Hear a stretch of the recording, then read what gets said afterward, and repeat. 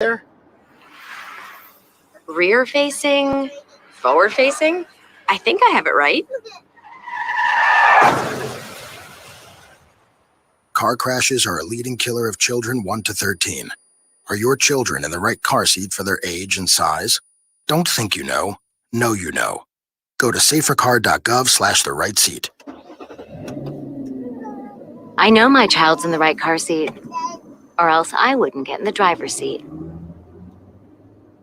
Brought to you by the National Highway Traffic Safety Administration and the Ad Council. You don't usually get a stock tip from a 16-year-old, but I'm here to tell you about a different kind of stock. It's called Better Futures, a stock for social change that's not about making money. Instead, you invest to help students like me go to college. This is beyond a simple donation. It's the opportunity for America to invest in its kids and take an active stake in the future of the country. The return on your investment isn't money. What you get back is knowing you protected our potential. So one day, that potential can grow up to become surgeons and architects, executives and engineers, people who can change the future just by being a part of it. My name is Alicia, and I'm your dividend. Invest in better futures with UNCF. Visit uncf.org/invest.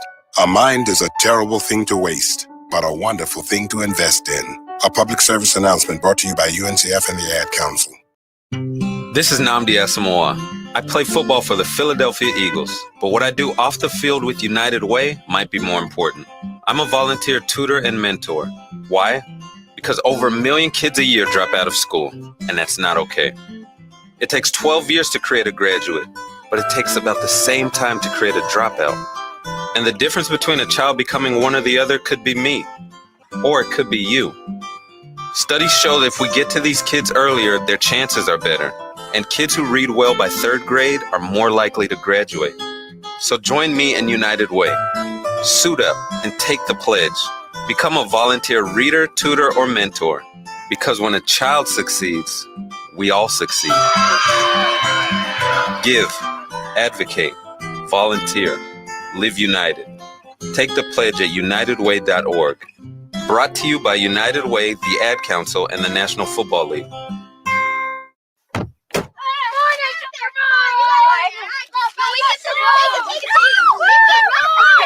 They'll challenge your authority. They'll try to break your will. They'll push you to the edge of your sanity. Because that's what kids do. But this car is your territory, not theirs. Defend it. Who makes the payments? Who cleans it? Who drives it? You do. That's who. And in here, your word is law. So when you say you won't move until everyone's buckled up, you won't budge an inch. Until you hear that click. Never give up until they buckle up. A message from the National Highway Traffic Safety Administration and the Ad Council. For more information, visit safercar.gov/kidsbuckleup. Let's go inside the mind of a 10-year-old. I should have worn those earrings today. I like those earrings. Gabby has those awesome earrings. I need to ask her where she got those, but that's just what she would want me to do. I'll have Michaela ask her for me. Buckle up, Sarah. Yeah, but then Michaela will be like, why don't you just ask her yourself?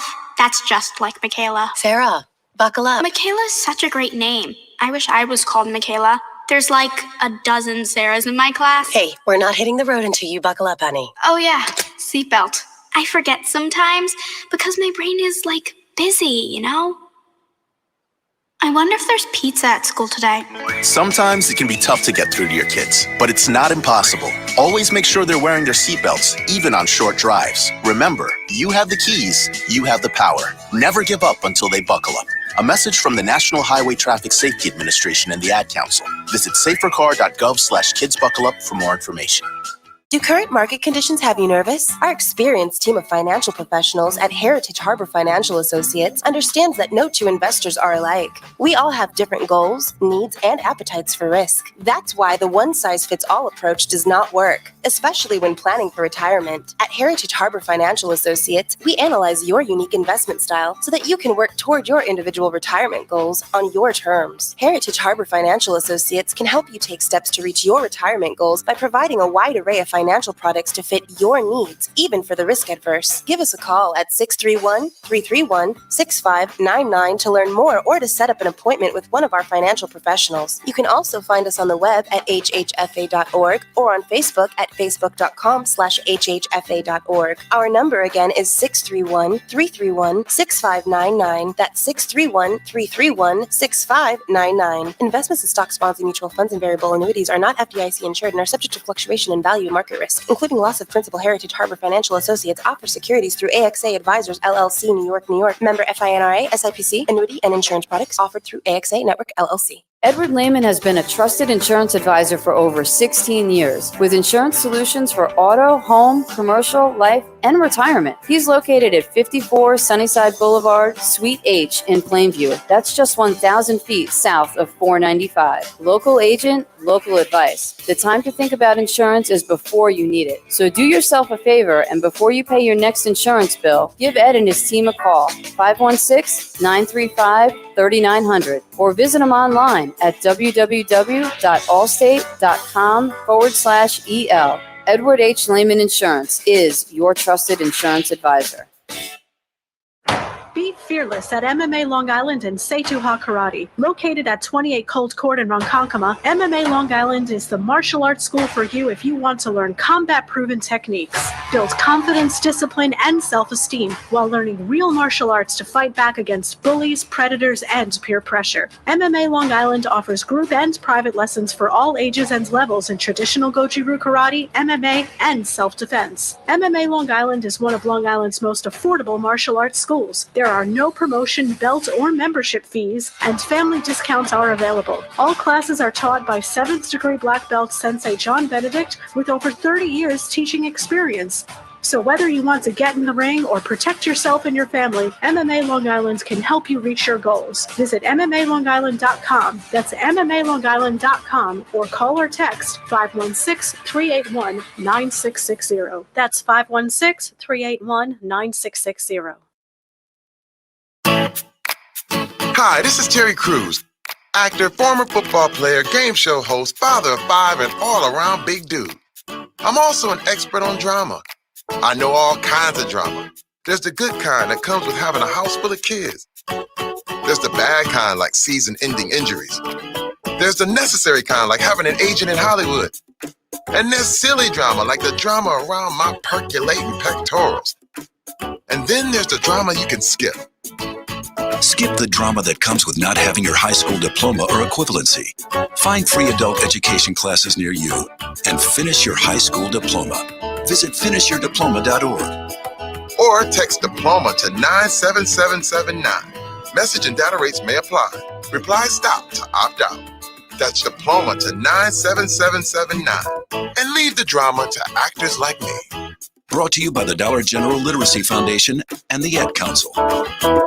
Adopt US Kids presents Multiple Choice Parenting. Your daughter just had her first breakup. Do you A, put yourself in her shoes? How could he do this to you?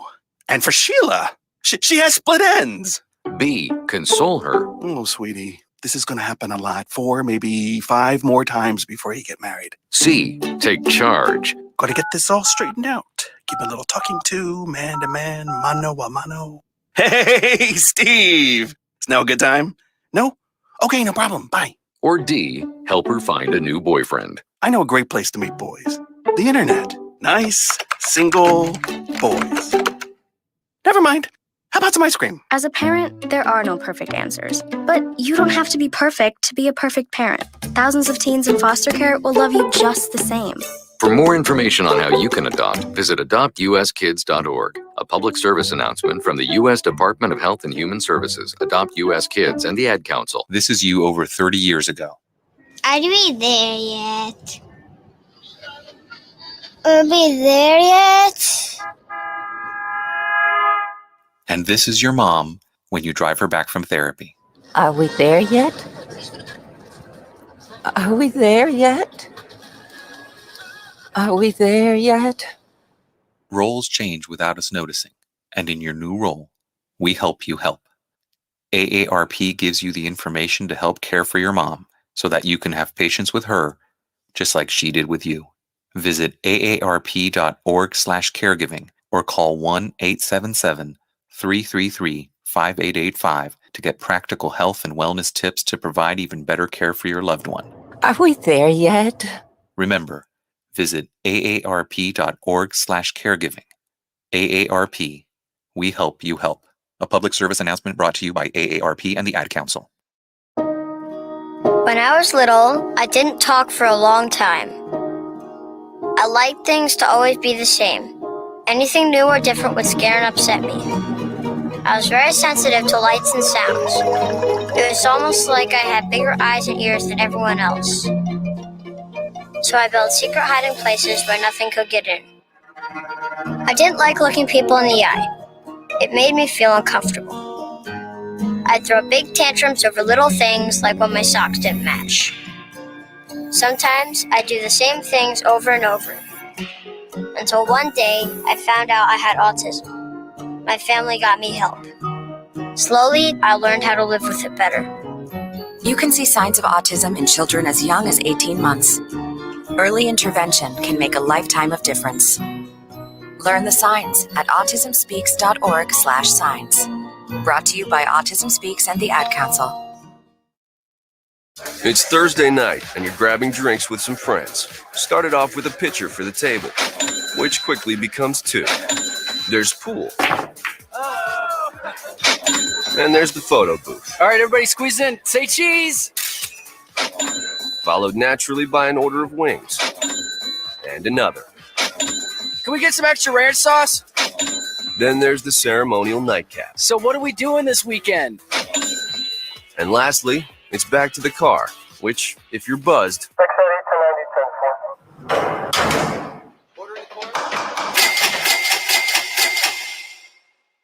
could be the most expensive night of your life. Getting pulled over for buzz driving could cost you around $10,000 in fines, legal fees, and increased insurance rates. Nothing kills a buzz like getting pulled over for buzz driving. Driving is drunk driving. Brought to you by the National Highway Traffic Safety Administration and the Ad Council. It's the Worldwide Sports Radio Network. What are you talking about? No, it's not him. There's only one more. There is only one more. That's it. One more. Get her ass! No! They saw your team put up zero effort. Wake up! Remember in the old days they used to have oxygen for them. Where's the oxygen? Play like absolute just garbage. This is the Sports Loudmouths. Yay! Man, can you keep it down? I'm trying to introduce here. With Errol Marks, Speedy Petey, and Tyler Harrison. You're not even a has-been. You're a never was. You're a never was. You're a never was.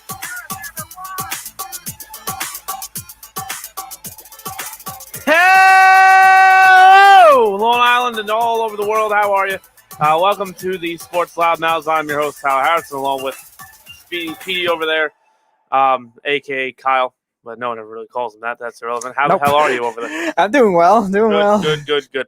So, obviously, by the lack of hair gel in the room, Errol Marks is not here. Well, it might still be in the room. It's just not present on anyone's body. Oh, right. I have no hair, and you don't use it, so it's all good. Errol will be with us shortly, I think. Yeah, he'll say he'll pop on at a random time. Oh, great. It's random time. That's fantastic. So a lot to do in the sports world. We've got a whole week to cover, really. So we're going to go all around the world.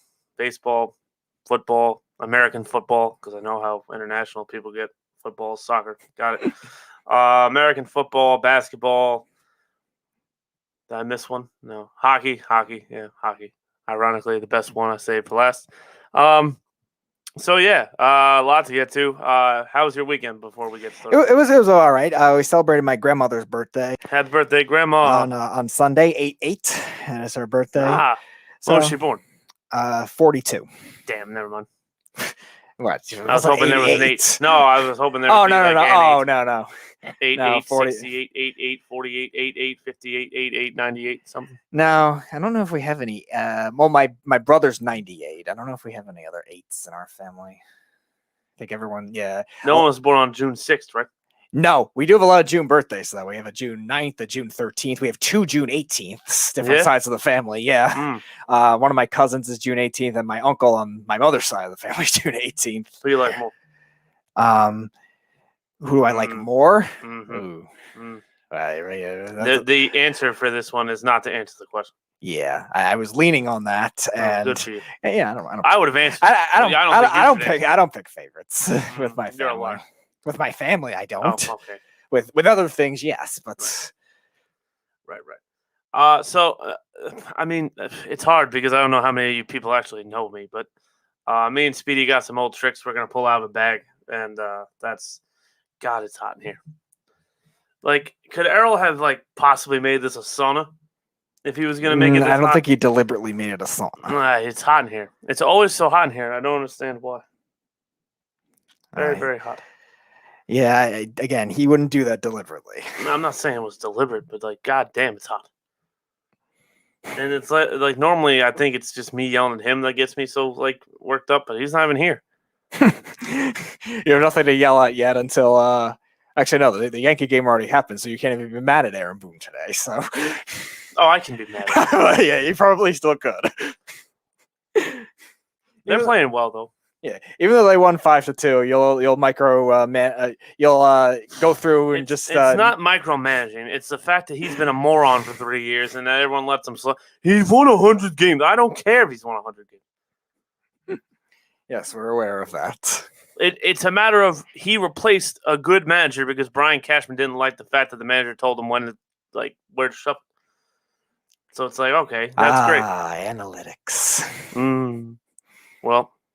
If you want to go by that route, since the Yankees become analytics, they've been analytically not in the World Series, so it's okay.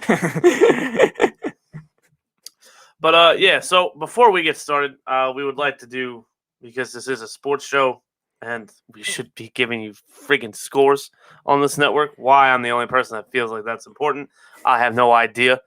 I can't tell you why, but I'm going to briefly run. Now, granted, it's only Major League Baseball, and half the games today have been rained out or they're done already, so I understand.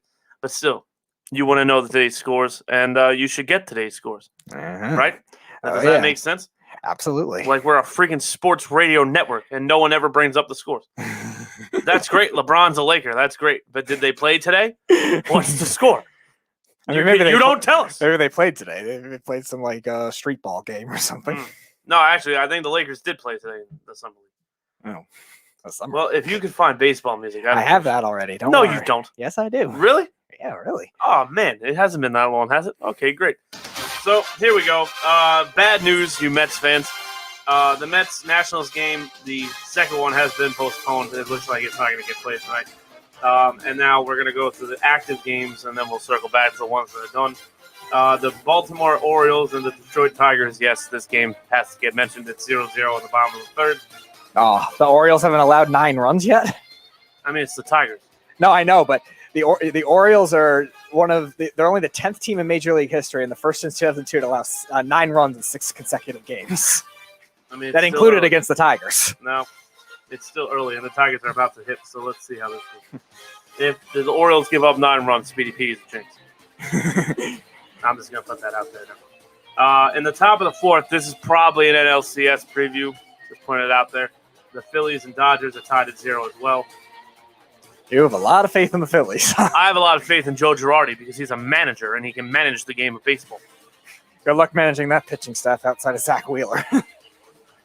Aaron Nola's not bad. Aaron Nola, I have faith to turn it around. He's okay, but he's nothing amazing. He was the ace of the staff. At the beginning of the season, then Zach Wheeler took that title. Well, Zach Wheeler's a top 5 pitcher right now in baseball. That's fine. Yeah, that's painful to admit. Yeah, how's that feel for you? You picked the wrong guy again. Syndergaard or Wheeler? Oh, we'll take Syndergaard. Wrong answer. But no, I know all seriousness. And it's really dumb now because you're not even going to keep Syndergaard. Yeah. So that was brilliant. But anyway, we digress. We kept DeGrom. That's the only thing. Yeah. The Cardinals are up 4-0 over the Pirates. Big whoop. as the Cardinals try to keep their playoff hopes going. The Boston Red Sox are up 11-0 with the bases loaded against the Tampa Bay Rays, which Yankee fans are thrilled to hear, I'm sure. The Cleveland Indians are up 2-0 over the Oakland Athletics. The Atlanta Braves are up 5-2 now over the Cincinnati Reds. The Milwaukee Brewers are up 7-0 over the Cubs. And that is currently the Major League Baseball games that are on now, as the Brewers are probably going to put up another run right about now. The Angels and Blue Jays will throw a first pitch in about 15 minutes. The Giants and Diamondbacks in about a half hour. The Rangers and Mariners, another playoff game. No, I'm serious. Like, the Mariners are like hanging on that playoff line. Oh, I'm not making a joke. Chris Woodward didn't get fired yet? Oh, that's a shame. Well, he's got this team playing well above expectations. The Rangers? Oh, I thought you said the Mariners. No, the Mariners manager was good. And that's it. Again, the Mets and Nationals second game's been delayed. The Yankees won today 5-2 over the Royals. The Mets beat the Nationals 8-7. They came back to win that game. The Marlins beat the Padres 7-0. The Astros beat the Rockies 5-1. And the Minnesota Twins beat the Chicago White Sox 1-0. And that, ladies and gentlemen, is all the scores I can give you, because that's it. It's August. There is no sports to be played in August. Just baseball. That's it. I'm not kidding. That's literally it. So we can go home now. There's nothing really else to talk about. Right? I don't really see the point in going doing a show now. There's nothing to do. So the elephant in the room is probably the fact that real quick, do you have Netflix? I do. Did you watch the Malice in the Palace documentary yet? No. You should. I have to actually watch most of it again because I fell asleep, but it's very telling. Very, very telling. And ironically, I think that's the game the NBA changed, because after that, it became very what's the word? Soft, I guess is the word we can use. But Meta World Peace, Ron Artest, the last of the hardcore. Yeah, I mean, yeah, right?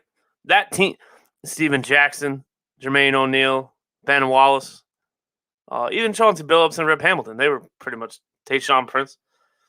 A lot of tough guys on the floor that night. A lot of them. Was David West there? I don't think David West was there. Remember. I don't think David West was there yet. But, oh, boy. That's a scary sight. Ooh. Not once, but twice he took it off the face. JT Romeo, and it's raining now in Philly. That's great. The NLCS preview. Yeah, rain. Rain, go away. Oh, the polar bear. But yeah, no. Oh, well, that's great. You could have told me that, Speedy. I had no idea that you were still at a microphone. But yeah, definitely watch the documentary. It's fantastic. And that's how the show will start. If anyone wants to talk about anything on top of their head, there's a number to call. What is it?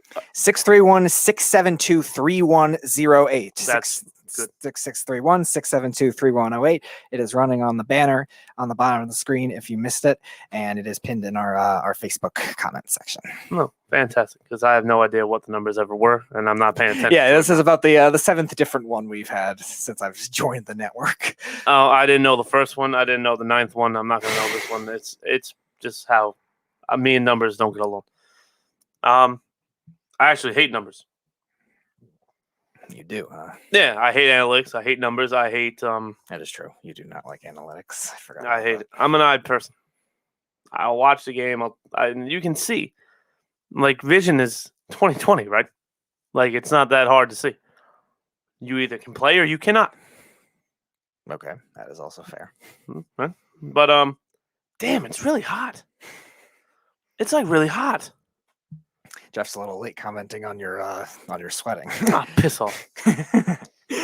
Is he even here? No. No comments yet. Oh, good. I'm glad. I mean, that's terrible. Who doesn't want to hear from Jeff? I'm just kidding. I don't want to hear from Jeff. I don't want to hear from Jeff at all. So yeah, do you have anything you want to talk about quickly? No? Yes? No, nothing specific besides our two main topics. I know the big one. You being a Saints fan. Your receivers causing some rifts with the team.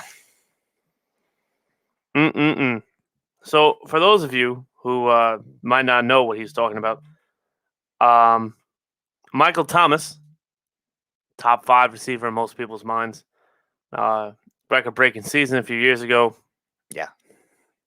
Has been consistently a great wide receiver since he came out of Ohio State University, and just got paid by the Saints, by the way. Like what, last year, was it? Yeah, it was. At the time, he was the second highest paid wide receiver in the NFL. I think it's 19.5 average annual value a year. Well, no. When he signed that deal, it was the highest. And then he got passed later on that summer. No, I'm pretty sure when he signed it. I thought Hopkins was still the highest at the time, and then he was second, and then Amari Cooper was in the mix somewhere too when he got that overpaid contract from the Cowboys. Let's not bring up the Cowboys, can we, please? One episode without mentioning their name. That's all I ever ask. Just one. Just one. Dak can't throw now. He can't walk. I don't know what happened, but he can't throw. Now he's on the IL again. Whatever. Dak plays baseball. Nice. Oh, DL, injured report, whatever the hell they call it. Why can't we just write injury report like everybody else used to? But no, Jake Arrieta pitched for the Cubs. That's he still exists. Apparently, so that explains. Oh no, his beard's still there. Oof, that explains why they put him. That's about the only thing still there for him. That's terrible. He had a good solid 3 years where you couldn't hit him. Okay, that was. And then he left Chicago. Years ago. Was it really that long ago? Yeah. He won a Cy Young 2015, won the World Series 2016. Right. And then he left. Yeah, and then he went to the Phillies, got overpaid by them, and they fell apart. And then he went somewhere else in between, too. I forget. Some contender took a chance on him. I want to say Oakland, but I'm not sure. Sounds like it would be an Oakland thing to do. Leave me alone. Sorry, I don't know who heard that. Not to leave me alone, the vibrating part. So yeah, Michael Thomas apparently had delayed surgery on his ankle till mid to late June, which, you want to spend time with family, whatever. I understand that. I'm not even mad at him for delaying the surgery. It rubbed me the wrong way. Right? But now there's reports coming out that he ignored the Saints for 3 months. Constant phone calls. Now you've got a problem. Because if you remember last year, Sean Payton and him had riffs of, he didn't want to work too hard. He was starting to be a little prima donna-ish after he got paid. The New Orleans Saints have one route to go with this. There's only one option. Because you're under a new regime now. Drew Brees is not there to fill the void of leader. Drew Brees retired. It's no surprise that since Drew Brees has retired, Michael Thomas has now acted like a complete jackass. There's a huge correlation here. Because Michael Thomas now feels like he doesn't have to answer to anybody because Sean Payton has already let him go with so much. So why do I listen to you now? I've always done what I wanted. So now I got paid. Now I'm your best player. And no, I'm not. No. The New Orleans Saints have to trade Michael Thomas today. Now, realistically, that won't happen because it's 9:30 and they need to try to mend the fence with him. But that is the route they need to go. They need to trade Michael Thomas. Now, Tyler, what can you get for him? Well, not a lot. At this point, you're not looking at a first-round pick because of the ankle surgery and the fact that he really doesn't have a lot of routes he can run. So, at best, you're looking at a second-round pick to start. Then you add the massive contract that a team's going to have to take. So, that limits you to basically either A, a rebuilding team, or B, a Super Bowl contender that feels like he's the missing piece. But you're going to have to pay some of that, and you're going to have to probably give up a third or a fourth. I'm sorry, you're going to have to settle on the fact a third or a fourth is probably what they're going to give you. Now, can this be fixed? Of course. Of course it can be fixed. Do I think Michael Thomas is a prima donna? No, Do I think he is starting to feel himself a little too much? Absolutely. Because Drew Brees made you a top 5 wide receiver in the game. He got you paid because he knew he needed your reliability in the red zone, and especially in the middle of the field. Now, where do you go, right? Because Sean Payton has been a notorious non-disciplinary guy. Disciplinarian guy.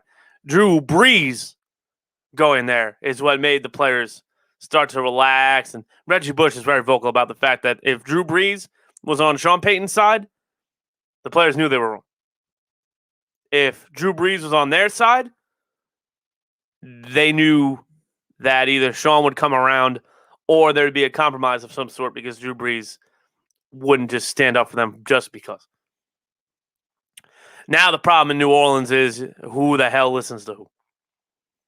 Because Taysom Hill doesn't have that stroke. No. Jameis Winston can't avoid tackling dummies. Cameron Jordan and Demario Davis are probably going to be the two guys that have to talk to Michael Thomas. But a wide receiver typically gets more love than a pass rusher or a linebacker. Now, granted, they're both top 5 in their own respective regards. Right. Mm-hmm. And Marshawn Lattimore is too young to really boss around Michael Thomas because I think they came in a year apart. A draft apart, yep. Yeah, exactly. So they were college teammates. Yeah. So Michael Thomas and him probably have more of a, yeah, you right. Yeah, I know I'm right. Yeah, you right too. Exactly. Okay. And by the way, Marshawn Lattimore still trying to get paid. Mm-hmm. So that also is something Marshawn Lattimore is not going to really worry about till he gets paid. And then there's Alvin Kamara, and Alvin Kamara doesn't seem like the type of guy that really gets angry. He just seems like he's a, nah, I'm happy to be here type of guy. Well, unless you're Derrick Henry, a lot of running backs don't get angry. Well, I mean, I would say Saquon runs angry too, but that's, Bo knows. I don't think his personality is necessarily. No, but I feel like Saquon would get up in your face if he had to. The bottom line being here, New Orleans has a problem. Carl, to answer your question, yes, Kamara got paid last year. Yeah, Alvin Kamara was the first one they paid. That's why.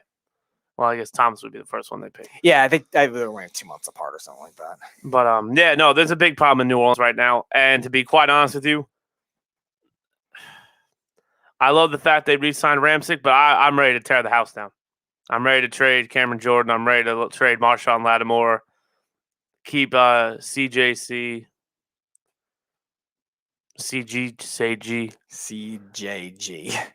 Or no. GJ, Gardner Johnson. I think. Yeah. Yeah. Chauncey Gardner Johnson. Yeah. There you go. So, I mean, New Orleans is in a tough spot. But it goes back to this whole notion, right? The inmates run the asylum. And if for some reason the NFL players are so jealous of NBA players because NBA players get to basically say, I want to work this day, I'll work that day, and they get away with it. Michael Thomas did nothing wrong by delaying his surgery. Let me make that clear. You go in for surgery when you feel like maybe he tried to rehab it and it didn't work. And then he was like, you know what? I tried to rehab it for 2 months. It doesn't work. Now I'm going to get surgery. And with COVID, who knows? Maybe he couldn't get an appointment for 3 months. I'm not saying he's wrong for that. You cannot ignore your teammate. You can't ignore your team, especially ownership and management. Because I guarantee you, Joe Schmo watching this show right now, if you do that, you have no job. You have no job. You got none. Zero. You will not have a job. You can't even ignore your boss really a day. No call, no show. Most people are getting fired. Now, again, he didn't no call, no show. But delaying surgery for 3 months without an explanation could be taken very much the wrong way. It could be perceived as, screw you. A.K.A. Kawhi Leonard, San Antonio. That's the parallel. It's the exact story. I don't trust you. Nah, I don't feel like going to your doctors no more. Nah, I don't want to play. I can't play. Well, let my doctor try you. No, I don't want to. Are you sure? Yeah, I'm positive. I don't want you to test me. No, I don't trust you. It's the same exact story. Snug says you can ignore your boss for a couple of days if you send over a dozen cupcakes. Snug, I'm glad he just chimed in, actually. I've never received a cupcake from you. I've never actually been even asked if you could send me a cupcake. And quite frankly, I've heard you ask Errol multiple times for cupcakes. So I'm very upset. I thought I was your favorite. And it just hurts immensely that you don't offer me a cupcake. But that's fine. He just sent me some decals, so maybe he's starting to get back into the giving mode. Oh, and Snug likes you, so. He loves me. Yeah. He. I thought he was like the biggest advocate for me to come back. Are you coming back? No, please. Oh, No. he missed you. Oh, he missed me a lot. And it's all right. It's really hot. Snugs, send me a water bottle. Don't send me a cupcake. Send me a water bottle. Or an AC unit to put in Errol's house. It's hot. But yeah, it's hot in New Orleans too. And if I'm Michael Thomas, I'm packing my bags. Because there's no reason. New Orleans is rebuilding. That's not a secret. It's not really hidden. It's the offensive line will get them through this year. Alvin Kamara and Latavius Murray will get them through this year, regardless of how good or bad Taysom Hill or Jameis Winston is. Or, not Ian Book. Is it Ian Book? Yeah, it is Ian Book. You laugh. I think Ian Book's going to play a lot. I think Taysom Hill will be back to what he was with Drew Brees, the Tebow guy. And I think Jameis is going to play himself out of a job. He's got all the arm talent in the world. Jameis Winston's a top 10 quarterback if he can just get his mind in. Yeah. But the problem is Jameis Winston hasn't figured his head out yet. Yeah, that's going to be a challenge for Sean Payton to have to do. And Jameis Winston just came from another very good quarterback type coach in Bruce Arians, and he still threw 30 interceptions with him. And he had, 40 fumbles? 40 turnovers with fumbles? Yeah, add that to the mix. I know he still threw 5,000 yards, but again, you have Bruce Arians to help you. You have Chris Godwin to help you. You got Mike Evans to help you. You got Cameron Brate to help you. To be fair, Chris Godwin wasn't really. He was good. He was good, but he wasn't Chris Godwin now. It was his best season though, 2019 statistically. In 2018, he was good in a smaller sample size because he didn't play that whole year because they still had Deshaun Jackson at that time, and they still had who was it? They still had Godwin emerged later. Was it Vincent Jackson they still had at that time too, or I think he might have retired by then. But definitely Deshaun Jackson was still there. Yeah, Deshaun Jackson was there. And Mike Evans was the number one, obviously. OJ Howard was there. OJ Howard was there, yeah. So, yeah, there were guys in his competition, and Godwin was still very productive at certain stretches in the year, though, too. Last year, obviously, he played with Brady, where if he's a slot guy, he's going to strive. Thank you, Carl. Adam Humphries, that was the one that was missing. Yep. And, yeah, so he wasn't getting the same amount of reps, too. Jeff says, Jameis got murdered by a tackling dummy. The league has moved on from him. Who said that? Jeff. Oh, Jeff's here. Yay. Yeah, Jeff's arrived. He's started to troll you already, too. Yeah. Shout out to Ben in the comment section as well with the popcorn emoji. And Jeff also says this was going on last year, too, while Breeze was still there. Exactly. But Drew Brees could rile him in. He has that cliche. He has that clutch. You're not talking to Breeze. You're not talking to Brady. You're not telling Peyton. You're not telling even Philip Rivers. You're not talking to these guys that way. You're not listening to Taysom Hill or Jameis Winston. No. You're not. Errol says, hello, boys, in the comment section. Hello, Mr. Marks. And Snug says, Humphries is the cousin of Stan Humphries. Snug, do you have any connections with either Adam Humphries or Stan Humphries that we should know about? Jeff says, fire Tyler. Fire yourself. Fire yourself. But yeah, that's how I feel about Michael Thomas. I would trade Michael Thomas right now, today. Mm-hmm. Now, I wanted to ask you because you said you could only get a 3 or a 4. You don't think you get a second in that deal? You could. It depends on the team because Julio Jones has got a 2 and a 4. Well, and he's right. older. Julio Jones is healthy, but he's older. Julio Jones though, isn't a knucklehead. I understand that. Julio Jones doesn't have a massive better contract. receiver at his peak. Yes, I'm saying in terms of the fact that Thomas is a lot younger, and this was the first year he really had injury problems. I feel like you could still get a second from that. From again, a team that needs that kind of player. You're not going to get a 2 and a 4 necessarily from necessarily like you're saying a rebuilding team, but a team that might think that all right, maybe we want this second guy that could go along this, or even a number 1 guy to a lot of teams. I think there would be teams that would give up a second for that. So I've got a few teams I could go get him. Now, here's my thing, right? It's not about – so you want to talk about Julio, who got a 2nd and a 4, right? Yeah. There's a huge difference between Julio and Michael Thomas. Julio can run any route. He can go any direction on the football field, and he's going to do what he has to do. Michael Thomas is a slant guy. He's not beating you with speed. He has good hands. Yeah, but he's not breaking away from his corner. Yeah, he's not a massive, I guess, deep threat the same way either. I would give him more credit as a route runner than just a slant guy. I think at times they had to use him as that because they became not necessarily a run-first offense, but when it looked like Breeze's arm really didn't have the same strength on it anymore last year, it looked like they had to limit it to that just to have an efficient enough offense. Because Sean Payton's offenses are always efficient. It's just a matter of how creative they could be in certain seasons. And a lot of seasons they were. But I think he had to become more of that slant guy. So he got that notion from a lot of people because of that. I wouldn't go as far as that. But yeah, he doesn't have the same speed or deep threat ability or obviously physicality that Julio did by any means. So that's why I don't think you could get a first for him. I think a first is off the table. Not with that contract. But I do. I if you remember my exact quote, I think a 2 is what the Saints are starting at. Yeah. Depending on the team, they might be able to talk him down to a 3.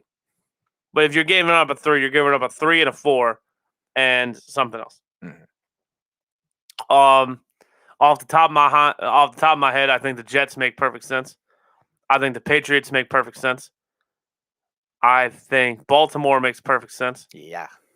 I think all the receivers banged up in training camp already. Well, not even that. I mean, Lamar, his skill set would help Lamar Jackson immensely. Yes, for sure. Because Lamar Jackson is not a good football quarterback, right? So how do you help a non-accurate quarterback? You give him a slant guy that's going to run 5-10 yards out, and he's going to make the catch. Carl also adds the Bears into that mix too. Yeah. But if you're Chicago, you could just draft somebody to go next to Allen Robinson. I don't know if I'm giving up a 2nd or a 3rd and a 4th. Or do you really want to do that to Chicago? Oh, we have a call. Here we go. I think it's your boy Brian Snow.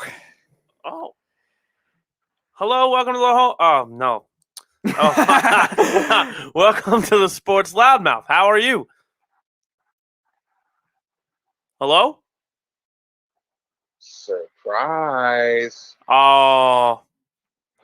I prayed to God that it would be a good day. And now that Brian Snow's called, I know it won't be one. Hello, sir. How are you? I'm good. How are you? I'm all right. How's it going? How are you feeling? I'm feeling good. Good. All this Michael Thomas stuff to the Jets or the Patriots, those teams don't make sense. We never disagree, so please don't make me add you to my list. Please. I will give you a perfect reason why. Go ahead. No one to throw to him. Okay. Well, 2 of them are rookies, so we don't know yet. New England more no one to throw to him than the Jets. Mac Jones would be able to get the ball to him. And honestly, not with that passive offensive line. They had the best offensive line coach in the league. I'm not worried about the Patriots' offensive line at all. They're a playoff team. They're going to make the playoff. With or without Michael Thomas. No, they won't. Really? Buffalo's going to win the division, but the Jets and Patriots will fight and claw for second. Patriots won't even get past 500. Really? Wow. I'll take your bet. What do you want to bet right now? Food. Food? I can't bet any. Food? Yeah, food. I can't bet anything. You're like else 500 miles away. What do you mean food? You want me to Uber Eats? By the time I get to your house, buddy, it's going to be cold. I never said what kind of food, dude. Alcohol? We can work out the logistics. Alcohol. No. What I will do, since y'all are in New York, I'll find a good New York pizza place and have some pizza delivered to you at the end of the season. How's that? Hey, where are you? I'm in North Carolina. No, you got nothing. We got ribs. Ribs. This guy offered us pizza. He wants ribs. All right, Look, fine. You play to your audience, right? Yeah, I play to my audience. My audience is normally not wrong. Isn't that what Joe Benigno did for years? No, Joe Beningo. Don't get me started on Joe Beningo. He's a wannabe me. Don't get me started on Joe Beningo. No. He woke up and said, I got to be this guy. I had to throw a curveball at you. I had to throw a curveball at you. So where do you think you should go? I'll somewhat trust the Jets because they did improve their offensive line. I'm not trusting New England because the Patriots' offensive line is going to be better than the Jets. Yeah, Jeff also comments Pat's offensive line is top 10 in the league. Top 10 in the league, top 5 in the league. Who the hell told that lie? You're going to make Jeff call here, and then I'm going to be mad at you because I don't want Jeff to call. Unfortunately, we don't have two phones today. I don't want to do it. Now you. How long have you known me now? Have I ever been nice? Damn, you bring up a good point. I haven't had a chance to pick on you when you're in the lead mic position, so I'm taking my shot now.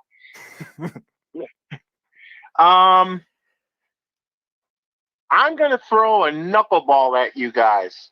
Now, those still exist? Before I throw it, I will make two caveats. One, I don't expect this to happen. And two, it's a long shot, longer than Cleveland getting to a Super Bowl. Wow, whoa! First of all, that's not a long shot. Yes, it is. No, it's not. Cleveland's a top 5 team. Baker Mayfield's your quarterback. That tell you anything? Come on, man, stop. Baker's not bad. I don't love Baker either. That team is loaded. You know what? Okay, since I'm doing my hot takes, and I'll have if y'all AFC Championship game at least. Huh? Browns will go to at least an AFC Championship game. Baker Mayfield is not Bernie Kosar. Doesn't matter. Yeah, it does. You've got Nick Chubb, Odell Jarvis, Hooper, a top 10 defense in the league. Who says Odell Beckham's going to have all his faculties together? Oh, here we go. I'm going there. I'll go there with that one. I'll trust Jarvis. Odell and him are best friends. They're the same guy. No, they're not. Oh, here. Okay. All right. Before you sidetrack me, what is your second caveat? I haven't made you frown on the air in 2 years. I know. I haven't frowned in 2 years since I came back here, so it's okay. Good. Let's keep the laughter going. But I am going to throw this hot take at you. I'll tell you a quarterback in that same division, the AFC North, that's going to regress very badly. And his name is Lamar Jackson. I agree with you. You guys are back. Lamar Jackson to me is the most overrated quarterback in the league. Lamar Jackson doesn't have an offensive line in front of him. He's got no receivers save Hollywood Brown. He can't hit Hollywood Brown. Hollywood Brown's barely a receiver, too. He can't even hit Hollywood Brown. He has no deep ball accuracy. He can't hit Marquise Brown. Nope, and he won't either. And here's the biggest reason why I think Lamar Jackson will regress badly. 2 years ago, he won a unanimous MVP for his legs. Yes. That's it. Yes. He won a unanimous MVP for his legs. Yes. What about his arm? Nope. And by the way, no running game to lean on. Remember, Baltimore's calling cards were a stout running game with a running back, not a quarterback, and the defense. The defense has holes in it, and that running game is non-existent. Lamar Jackson is in trouble. Let me say this though, Brian. They do well with random running backs though. Certain years though too. Why is no one like J.K. Dobbins? J.K. Dobbins is going to be fun. I love J.K. Dobbins, but let me pose a question. Who's their offensive coordinator? Greg Roman. Where was Greg Roman an offensive coordinator where he ruined another quarterback? San Francisco. Okay.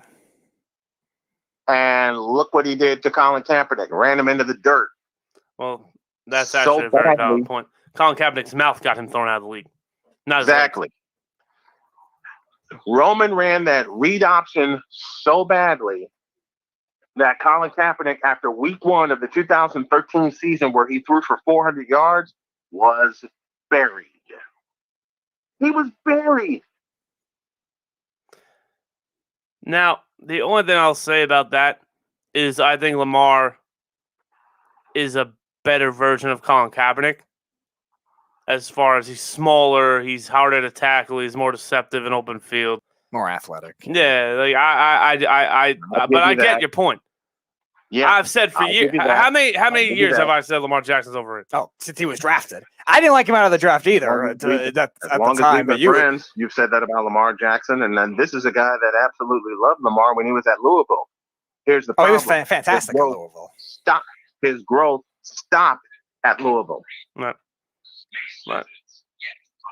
Now, while I have you, I would be remiss to not bring up a certain trade that happened over a few weeks ago with a Russell Westbrook. I'm not allowed to cuss on your station, am I?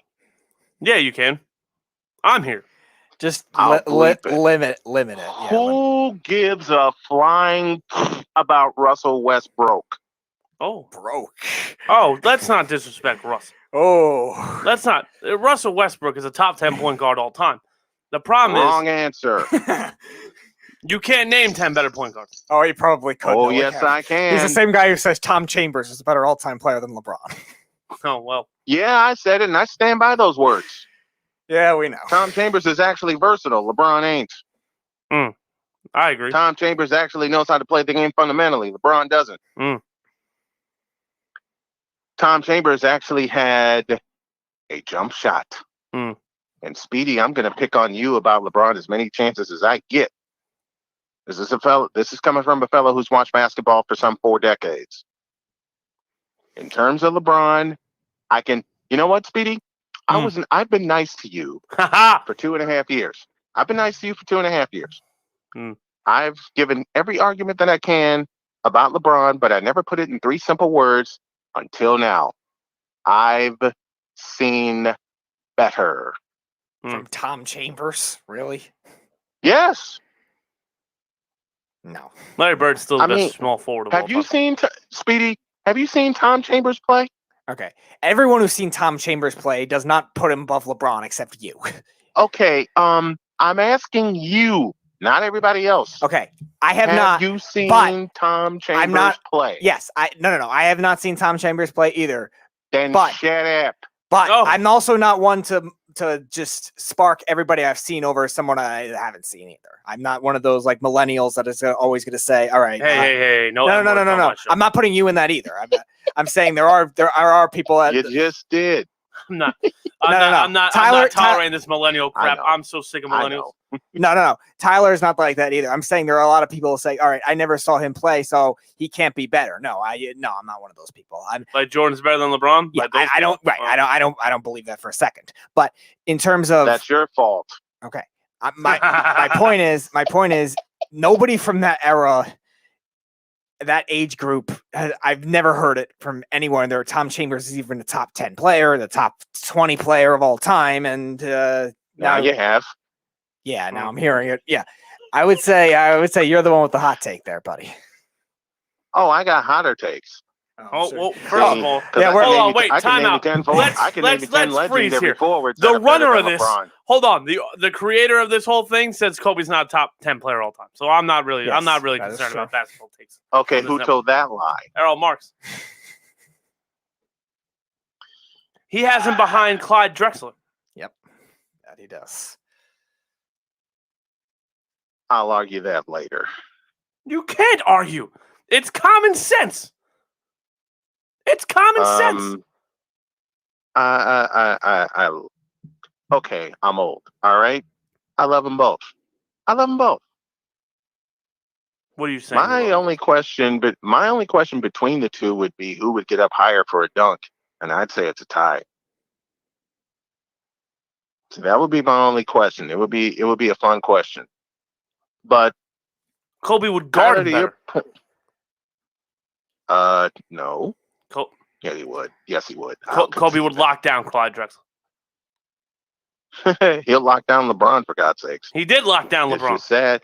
It's just sad that when everyone in 2009 expected that matchup to happen, and then Dwight Howard showed up, and showed out of nowhere. Well, actually, Jameer Nelson's the reason that. Yeah, Jameer Nelson's the reason that thing didn't happen. In 2009, everyone was touting Kobe and LeBron, Kobe and LeBron, Right, Kobe they had and that. LeBron. They had the Sprint commercial. Right. And then they had nothing for Dwight Howard and Orlando, and effectively put it in to LeBron James's GOAT candidacy. I beg your pardon.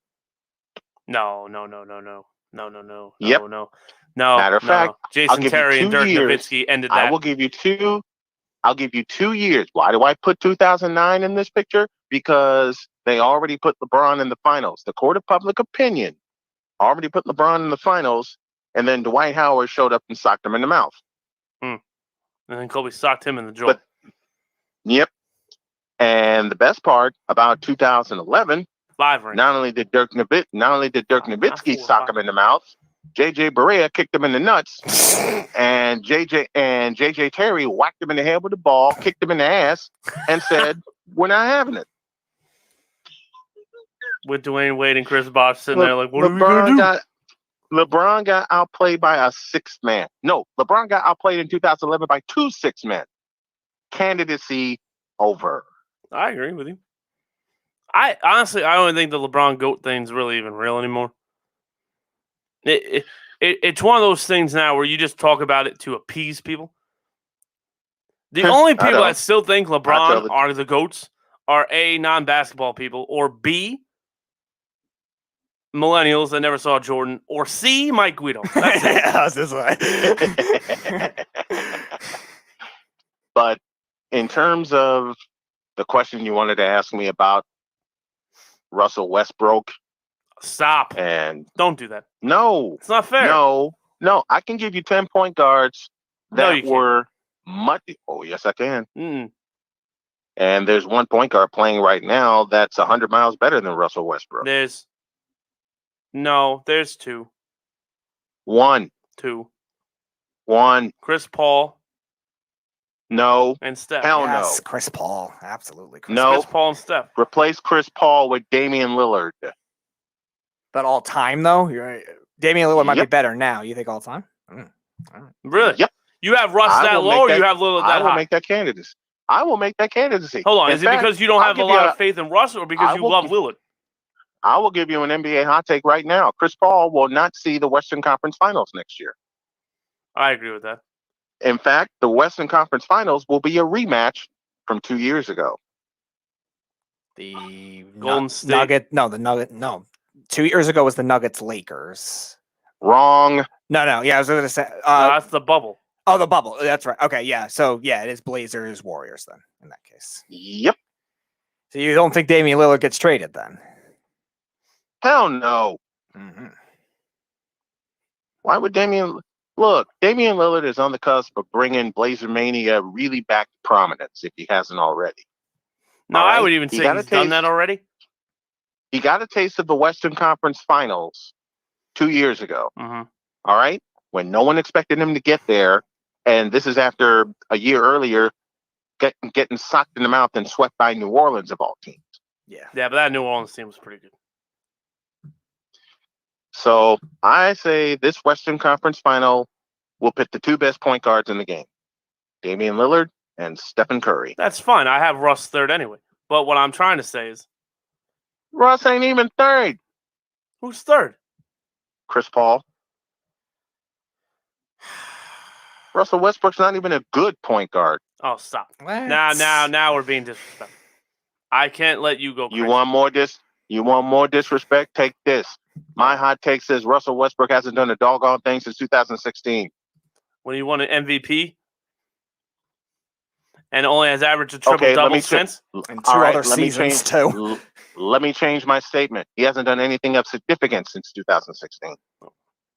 So here's why I disagree with you about Portland, right? They have a big – they got their guy, right, in Lillard. Mm-hmm. They've got a good Robin and McCollum. Yep. The third piece they've never brought in. Right. And now they lost Melo. So they don't even have another guy to help Lillard. Who cares? Shoot. It's Melo. Melo needs to go. I agree. Now, I know I mean, I'm Norman going Powell. Now I know I'm going to make a local New Yorker mad when I say this. Oh. But do you mean me? I have not been impressed with Melo since 2003 when the wrong team drafted him. In hindsight, he should be thankful he went to Detroit because I don't think Detroit would have put up with his one-way play. Yep. Detroit was playing defense at the time, something Melo hasn't played in 18 years. Well, they went and won a ring not shortly after that. Yep, 2004. Right. He wouldn't have fit well with those guys. I'm serious. Billups, Hamilton, Tayshaun Prince, they're all three-way players. They're all two-way players. Ben Wall, no way. Yes, they are. No way. And he that's why. And that's why I love Rip Hamilton, Tayshaun Prince, and that 2004 team. Larry Brown made him play defense. George Karl made Melo play defense, and Melo got out. What's wrong with that picture? And one of the best coaches of all time, George Karl, told Melo, look, you got to play defense. Melo barked, Melo left. And then George Karl dropped a couple of bombs. And with those bombs dropped by George Karl, my 3-word challenge is, find the lie. Well, the only problem I have with George Karl is he might have been right about Melo, but I don't like how George Karl treated Boogie. Why? Because he tells the truth? I think DeMarcus Cousins should have got a little bit more respect when he went there. That's just me, though. Now, I've had many a person, you guys included, ask me how the Lakers are going to do this year. With a 37-year-old LeBron, with a 38 or 39-year-old Melo, with Westbrook, I would be nice. Uh-oh. That means he's not going to be nice. That's exactly what this means. You know me too well. He's going to be like, nah, but screw that. I'm not going to be nice. Here it comes. I would say, listen, let me put 3 statements out there. I would be nice. I would say they would finish at 500 or better. Oh, no. And I would say on past reputations alone, they could eke out 55 wins. But, one, this is me. 2, this is me. And 3, that geriatric team ain't going to win 40. Now, did I just make the Incredible Hulk come out? No. Here's the thing, right? I can see what you're saying because if Russ, LeBron, or Anthony Davis miss any amount of time, this whole thing falls apart. It's over. If Kendrick Nunn, Malik Monk, Leslie Matthews, Dwight Howard, Taylor Harden-Corder, Jared Dudley, Devontae Cook, or Kent Bazemore, or Trevor Ariza, or even Melo for that matter, do not play at an A+ level all year long, it's over. It's over. So I do see what you're saying, but also I know what this Laker team's going to do. They're going to cherry pick their games.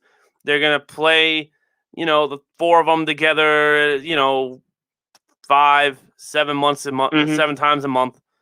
And then towards the end of the season, get everybody together and try and get the highest seed possible and everything else. So, which ain't a good way to get some continuity in that lineup. No, it's not. Now, here's the real problem this team's going to have. To get some repetitive continuity in that lineup. Right. I agree with you. Now, here's the problem I have. We're just going to take the big 4, right? Melo, AD, LeBron, and Russ. Right. Melo doesn't like to be told what to do. You went exactly where I was going with Melo. Anthony Davis is soft mentally and doesn't really. He'll listen to LeBron. I don't know if he's going to listen to Russ. He won't. And LeBron and Russ, I think, are going to butt heads all season long. They're that's not all they're going to bump, but I digress. I don't see Russ and LeBron getting along. I don't see it. Nor do I. LeBron has been such an alpha for most of his career. Hold on, we're really going to call him an alpha? For I God's put sakes, the wording. I put that word in quotes. No, well, I All can't right? see. You're not here. You scared me just now. I was like, this guy just compared LeBron to Kobe and Jordan. Tyler, this is me. I put alpha in quotes when it comes to LeBron, okay? And I know Speedy's going to get all kinds of mad at me and steam coming out of his ears. And I'm kidding when I say that. But I've seen better basketball. And this ain't it. Hell, someone gave me a challenge to name 10 forwards or name 10 players that are better than LeBron. And I looked at this guy and I said, do you want me to go by position or overall? He said, go by position. You don't want me to do that. I don't know if I can name 10. I could probably name 3. I can name 10 off the top of my head. So there's Bird. Some of them people won't think they're better than LeBron, but if you watch their game, and I insert Tom Chambers here, you'll get the idea. Of course you do. But let's see. Let's get four. Let's get 4 quick ones: Scottie Pippen, Larry Bird, Julius Erving, James Worthy. I would agree with 3 of those. Which one don't you agree with? Give them to me again. Bird. Scottie Pippen. I don't agree with Pippen.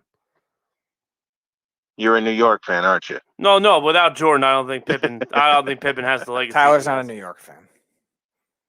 I think Jordan helped him a lot. Well, if I think LeBron was with Jordan, LeBron LeBron would have won 6 straight too, or back-to-back. Bull Pucky. You gotta remember, Jordan would have got LeBron to play consistent defense. No, LeBron wouldn't have played consistent defense. LeBron didn't play defense at all. No, but what I'm saying is Jordan would have got him to. No, I think so. Jordan would not have wanted to play with LeBron. Jordan had his Robins. Named Scottie Pippen. He's one of the 50 greatest. I understand that, but I'm saying if the roles were reversed and Pippen played now and LeBron played then, I think the same thing would have been true. Well, thank God the eras weren't reversed. B, thank God I got to see MJ and Jordan play together for the years that they were together. And C, my wife looked me in the eye when I had this conversation with someone else and said, Jordan's the king, that's that. Come to bed. Where do we find these women? Huh? They're not around here.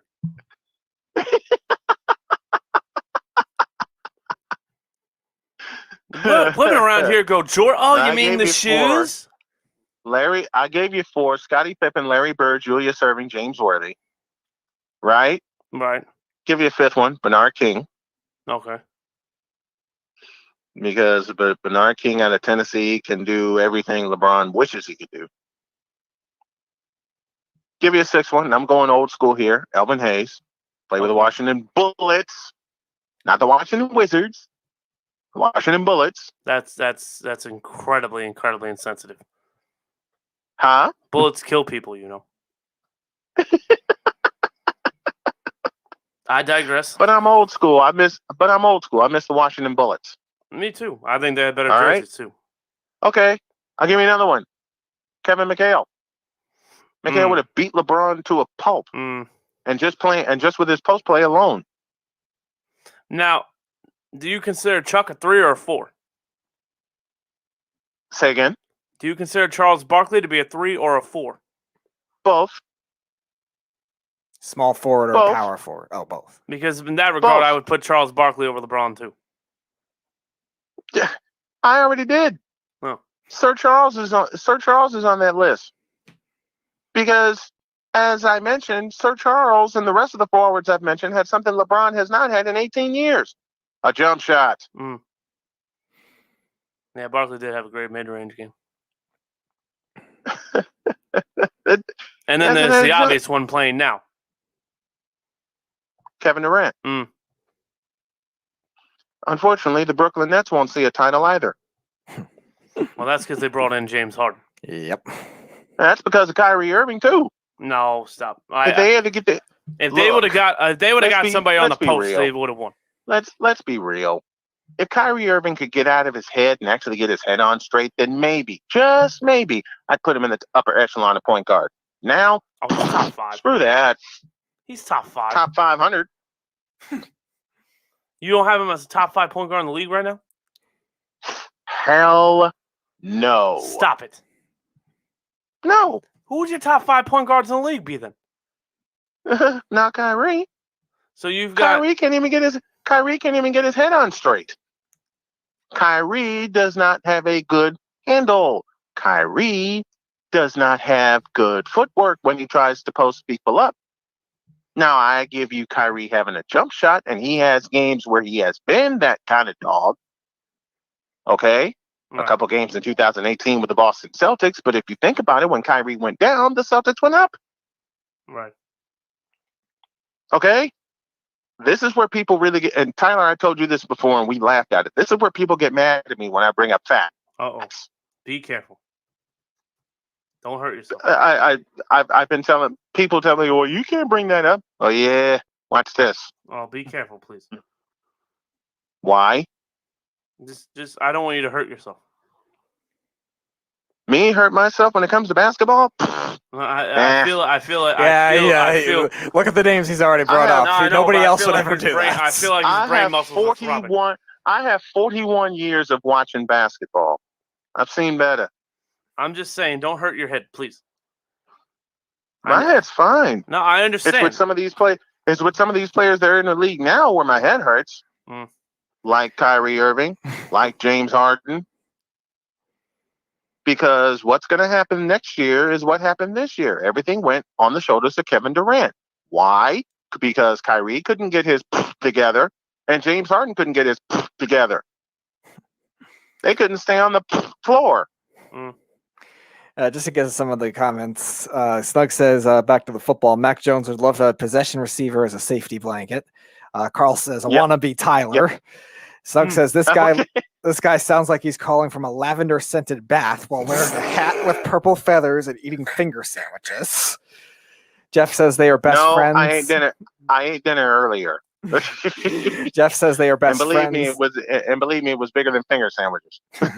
Yes, I could believe that. Jeff says they are best friends, referring to Odell and Jarvis Landry went to LSU together, and Jarvis recruited him to Cleveland. He also says Baltimore has 3 good running backs. Snug says this guy is Tyler's. Okay, who are they? Who the hell are they? That's for you to decipher, Jeff. Snug says this guy is Tyler's own personal beeve. Carl says Tom Chambers was a 3rd-team All-NBA during the time he played. Time out. Don't ever insult Brian. The Brian Snow and the Beef should never be mentioned in the same sense. But I digress. Carl says Tom Chambers was a 3rd-team All-NBA during the time he played. Snug says, so from this show Tom Chambers did something only Michael Jordan has done. That's winning All-Star MVP in this whole city. Snug says, so from this show, I've learned that Matt Barzal is way overrated while Tom Chambers is horribly underrated.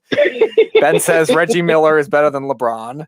Carl asks, Drexler played D. I agree with that. Drexler played D. You gotta vote for Reggie Miller being better than LeBrick. See? I don't know what you were laughing at. She said it's about damn time. On the comment about Reggie Miller. Carl asks, Drexler played D. Snug Not said Kobe good. Not like Kobe did. Snug said JJ Barea is better than Chris Paul. You heard it here first. Carl says LeBron is number 2. Snug says Mark Price, Derek Harper, JJ Barea, Mike Conley. I guess if point guard's better than Russell Westbrook, I'm guessing you were referring to Snug. Yeah. I'll give you another. I'll throw another one. For the guy who mentioned Mark Price, I got 2 that are much better complete point guards than Russell Westbrook. I granted they played in the time when I started watching basketball, but I'm going to name them anyway. Number 1, Maurice Cheeks. And the second is Kevin Johnson. Mm-hmm. Carl says Lillard. And yes, I'm going there with Kevin Johnson. Carl says Lillard doesn't seem too enthused with Billups.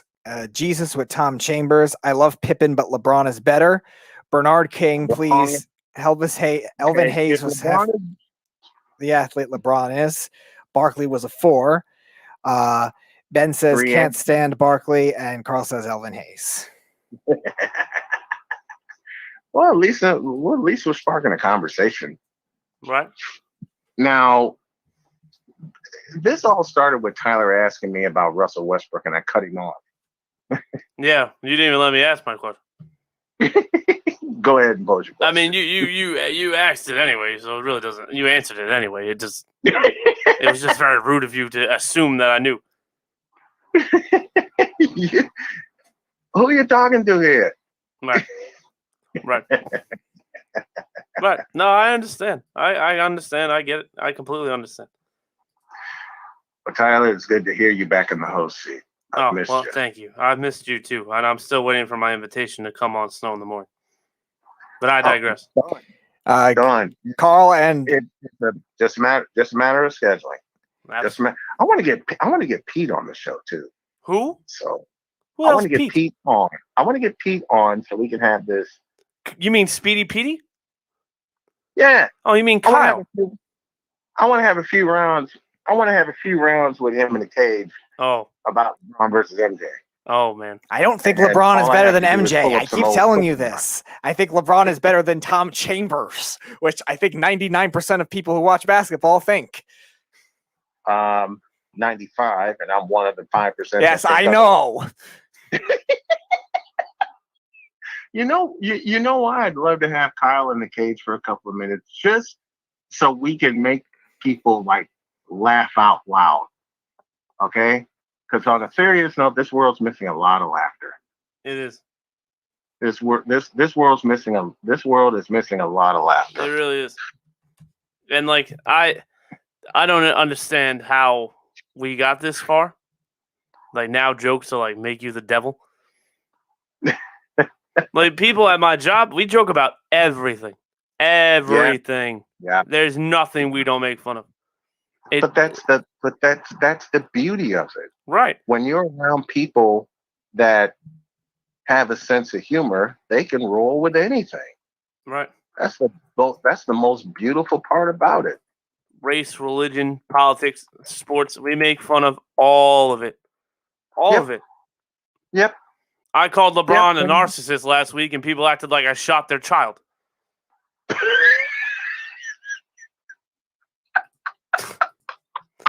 What have you ever done with your life? What are you? Oh, you should try to be half as successful as LeBron. Like jackass. Most people that are successful are narcissists. It's not an insult. And they didn't see the other side of the coin when you made that comment, did they? No, they didn't. They were just so appalled. Oh my God, he called LeBron a narcissist. Get him off the air. My feelings are hurt. Oh my God, honey. I've called LeBron a narcissist for 18 years. He said narcissist. I've called LeBron a narcissist for 18 years, including 8 of being on the air. Come on now. Oh my God. Oh man. I never thought I'd hear such crazy. Who do you guys think is? Let's go back to football. Who do you guys think is the best tight end in the NFL right now? It's George Kittle, the man. It's not even close. Thank you. It's not even close to me. That's George Kittle. If anybody needs any evidence, look up the game versus New Orleans 2 years ago. 4th and 2. And he carried half the Saints defense, 15 yards. Yeah. I was sitting there like, you got to be freaking kidding me.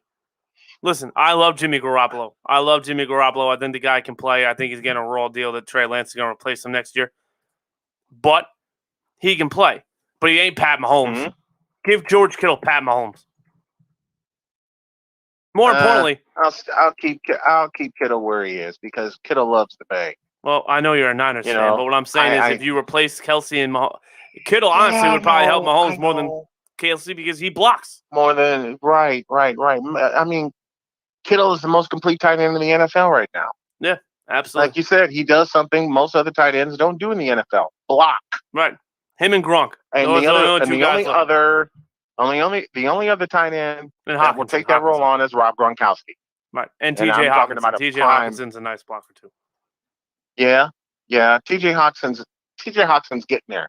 But if you want to talk about a complete blocking tight end. Gronk, and then the second version of Gronk, which is George Kittle. Right. That's Oh, like I boy, said. did Look George up Spirit just look up go the game far. in New Orleans. Look up the game in New Orleans 2 years ago with the number 1 seed on the line and 4th and 2. Mm-hmm. Mm-hmm. My wife was 15 yards asleep. with 30 yards of people. Yeah, 39 yards and then 15 more with the face mask and 3 Saints hanging all over. Right. And my wife was taking a nap. I was trying to take a nap, but I had to key in on that game because I knew I was going to talk about it that following Monday. And I saw that play happen, and I got so excited. And then I turned over, and I was so afraid I'd wake my wife up. Like, and she was still out. I told her what happened, and she said, "Look, I was already out. You could have shaken the bed in an earthquake because you got so excited. You're fine." But the comeback team of the year is going to be San Francisco, and for the simplest of reasons, they're healthy. All right, Brian. It looks like you got somebody who wants to rebuttal you. Let's go. I'm hearing a lot of echo over there. I don't know what's going on over here. Oh, this is here. Hello, sir. How are you? How are you? I'm all right. How is North Carolina treating you? It's good, man. It's good. Good. I'm glad you're having a fun vacation. No, well, I wouldn't say it's fun, but I'm here in North Carolina. That's for sure. Where in North Carolina? I guess you could say who is it? Williams? Wilmington. That's where I am. Wilmington. Yeah. There's a fish shop. I'm going to give you a recommendation. There's a fish shop in Wilmington, and I need you to take a chance on some of their swordfish steaks. They are delicious. I've been eating a lot of steak since I've been out here, so I don't know. I'm all staked out. Okay. Understood. But I'll be back tomorrow. I'll be heading back home tomorrow. Been here since Friday. So how long you been out there? Since Friday. I was in Myrtle for 2 days, and then I got back to my friend's house Sunday night, and now I've been here since Monday. So we're leaving Thursday night and heading back home. Yay. No happiness over there, Tyler? I said yay! What else do you want me to say? There's no balloons. No one. I'm gonna have Errol on my show, and we're gonna tear the world. We're gonna tear the world up and just make people laugh out loud. What's your rebuttal? There is no rebuttal to that. You know, the only rebuttal is that I've been trying to wash all my underwear. My underwear is completely out of whack. So I'm right now chamberless, if you know what I mean.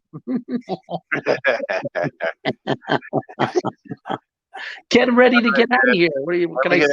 Let me get out of here. Got an early start tomorrow, but I want to thank you guys for letting me on. I love you guys, and I'll be back on very soon. I appreciate it. Too, Mr. By the way, before you leave, there's no way in hell Kevin Johnson's better than Russell Westbrook. That's the rebuttal I was waiting for.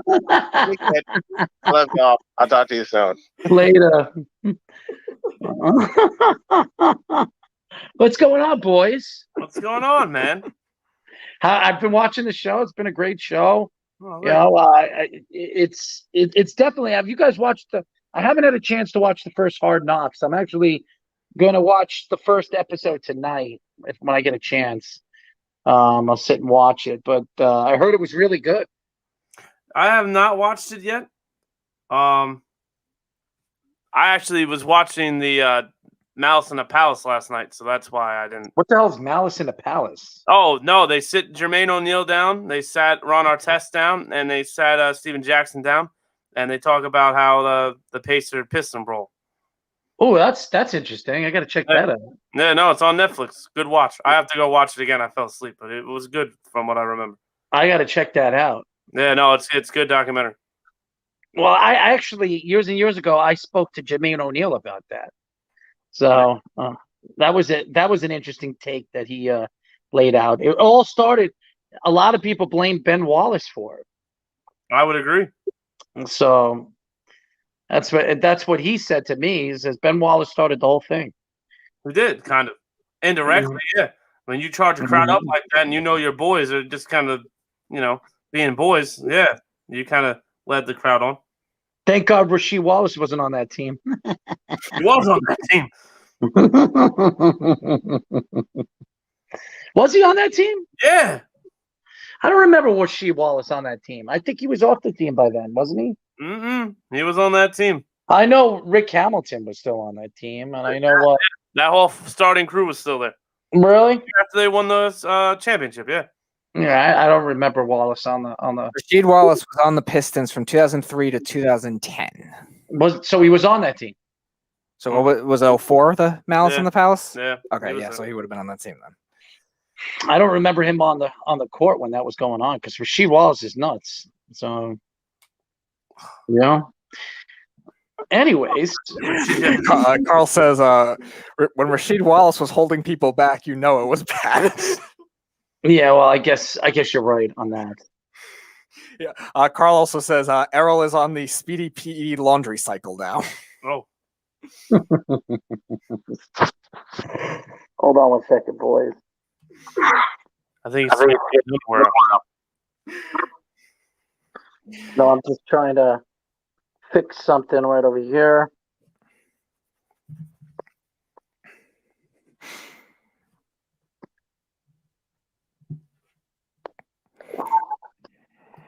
So did you hear the Brian Snow list of crazy players he thinks is better than LeBron? Oh, let's hear it. Oh, so there was Larry Bird, Dr. J. Those I've heard those argue before, but he also said James Worthy and Tom Chambers. Yeah, okay. And I believe in the Easter Bunny. Oh, that reminds me. Your rabbit got away. Well, if it got away, you must have caught it.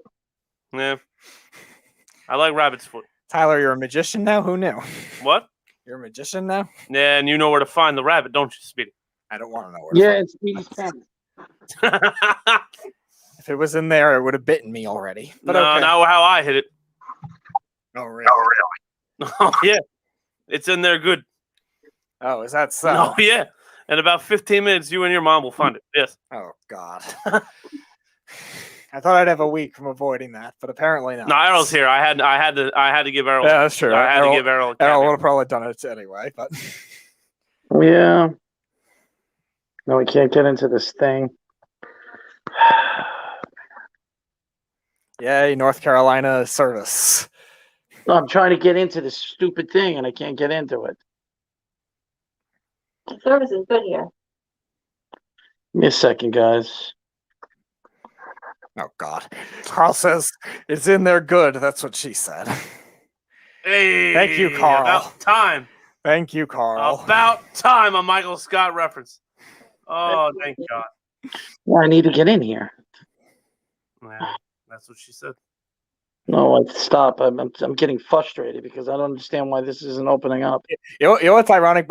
Brian Snow actually never said his second team that he said he was going to get traded to, Michael Thomas.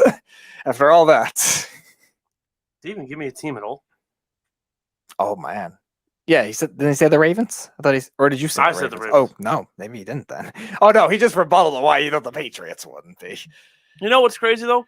Now I'm thinking about it, San Francisco makes a ton of sense for them too. If they don't, I don't know if they have the draft capital. If they had the draft capital, they probably would. Yeah, I'm sure there's a draft pick somewhere.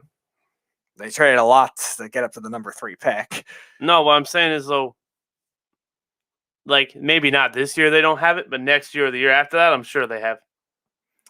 Yeah, if they are willing to take on a next year, 2 maybe. Why not? Yeah, Michael Thomas is under contract for the next 4 years. No. I mean the Saints. I'm talking about because if the Saints want the value to be replenished right away, because like you said, they still have the not necessarily great team to win now, but they still have a lot of great players that they could and depth in certain positions. Their time to win ended. You think? Yeah.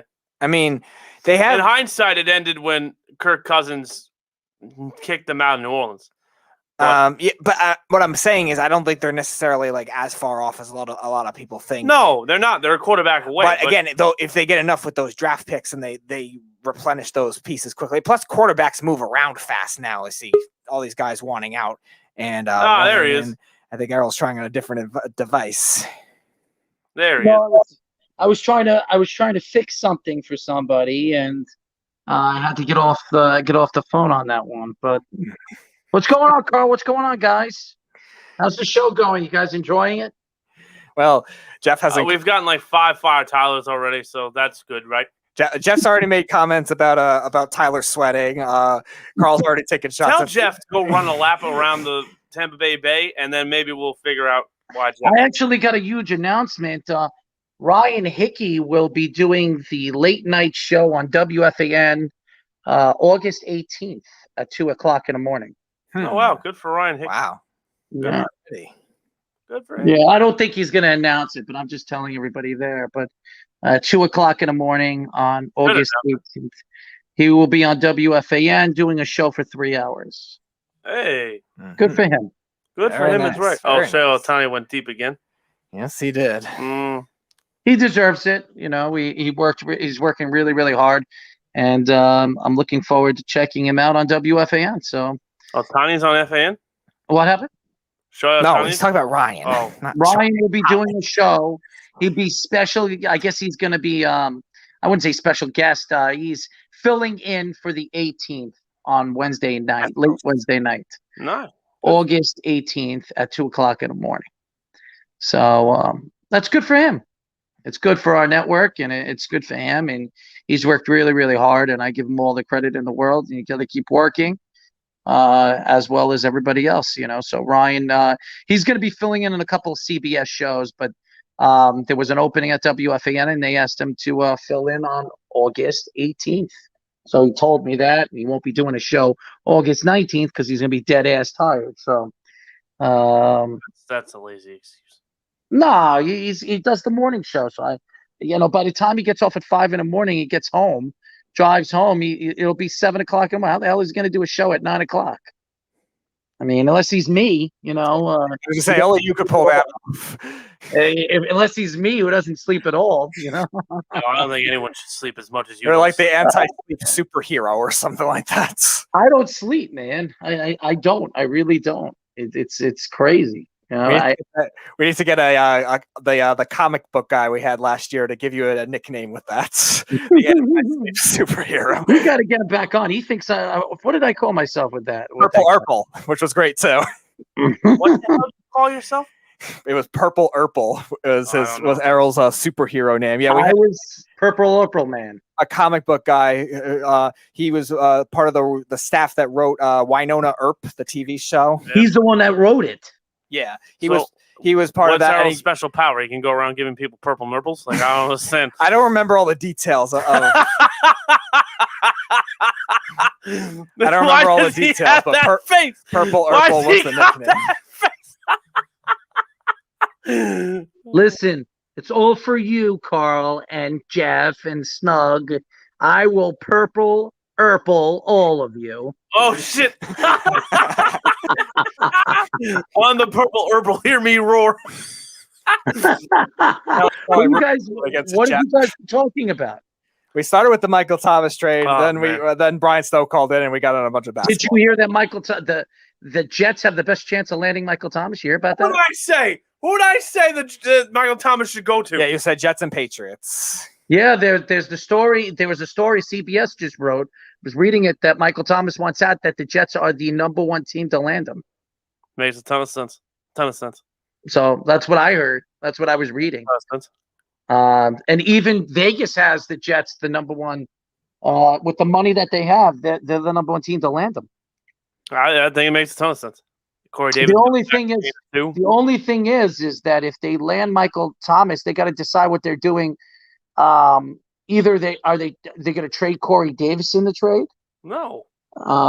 Saints, you could just give them a draft pick. They're rebuilding. They're done. They're not trying to win now. You think the Saints are just going to ask for one draft pick for Michael Thomas? No, it'll be multiple picks and maybe like a defensive line, like a defensive young piece. But other than that, I mean, the Jets would have to give up a first this year and a first next year. They're not going to give both firsts this year. They're not going to do that. I don't think so. I think they're going to give up a first next year and probably a second this year. Oh, they'll have to give up more than they'll have to give up a first this year. That's going to be the centerpiece. They might have to give up a first this year and a second this year because they have 2 firsts and 2 seconds, and maybe a third the year after or something like that to get Michael Thomas. You'd think that's a lot. You're talking about a top 3 wide receiver. Big contract, big ego, limited route skills. I don't know if I'm doing that. Injury problems. Injury was only this year. That was only this year. He was fine before. Yeah, but when you ankle surgery for a guy that's running short routes is a problem. Well, if it's reoccurring like we saw at the end with Julio Jones, yeah, but so far it hasn't been that. We don't know what it's going to be yet. And judging that the youth still with him, I wouldn't worry about that too much as I would be with the more limited route tree and the lack of being a deep threat as much. You are talking about Michael Thomas, who's been a top 3 wide receiver the last 2 seasons. I mean, last year, quarterbacks of all time, yeah. Last year, but also last year, he wasn't 100% healthy, and that played a big part of why the Saints didn't really go far in the playoffs. Well, the fact that Drew Brees struggled mightily was. Well, Drew Brees couldn't get him the ball because he wasn't 100% healthy. He couldn't create separation. Well, right, but not only that, Drew Brees had broken ribs. Well, I'm just saying, Michael Thomas was not 100% healthy in the playoffs, and he couldn't create separation against Tampa. That's why Tampa beat him. Right. No, I agree with that. But I don't think New Orleans. I mean, New Orleans has had a really, really rough, terrible. I mean, I'm surprised Alvin Kamara doesn't mind being there and staying there. I mean, he's going to be the centerpiece of the team. But they're never going to win. Look who the quarterback is. I mean, they're never winning. Jameis Winston and Taysom Hill, they both stink. Give me a break. Honestly, at this point, I kind of want to see what Ian Book can give me.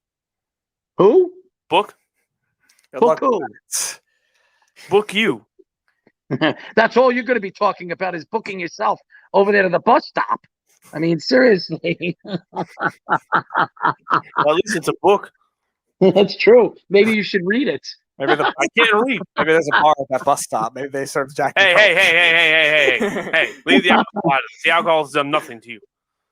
Oh, now you're drinking. Wonderful. No, I'm waiting to go home to start drinking. Thank you. Oh, so now we're finding out that Tyler is a drunk. I have to be. I deal with you guys on a daily basis. I have to.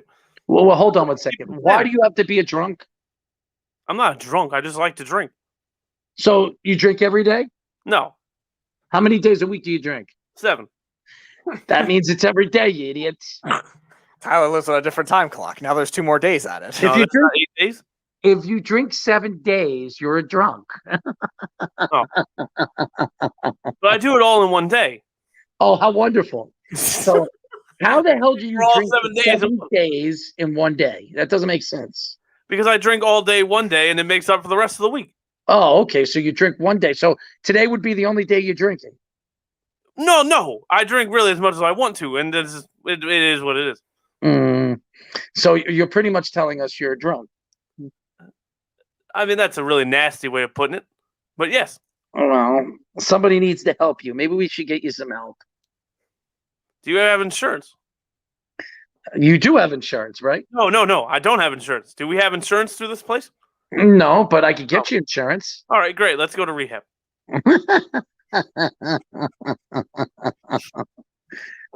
Well, somebody at this point has got to be offended. If I cursed out for saying narcissism, making fun of alcoholism has got to be worse. Really? Why is that? I don't know. I think making fun of anything is okay. I make fun of my mom dying all the time, so clearly I don't think it's that big of a deal. But how could you somebody right now is probably having a stroke? How could you make fun of your mom? She's gone. Have you seen her? No, she's gone. Well, neither have I. Well, that's why it doesn't really matter if she was gone or she wasn't. Oh, shit. See? So what's the big, I don't understand. I'm confused.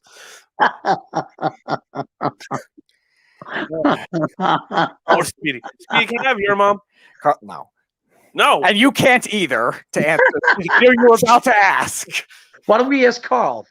No, Carl can't either. Oh no. What is everybody saying on the feed right now? Carl says, "Love Ayuk.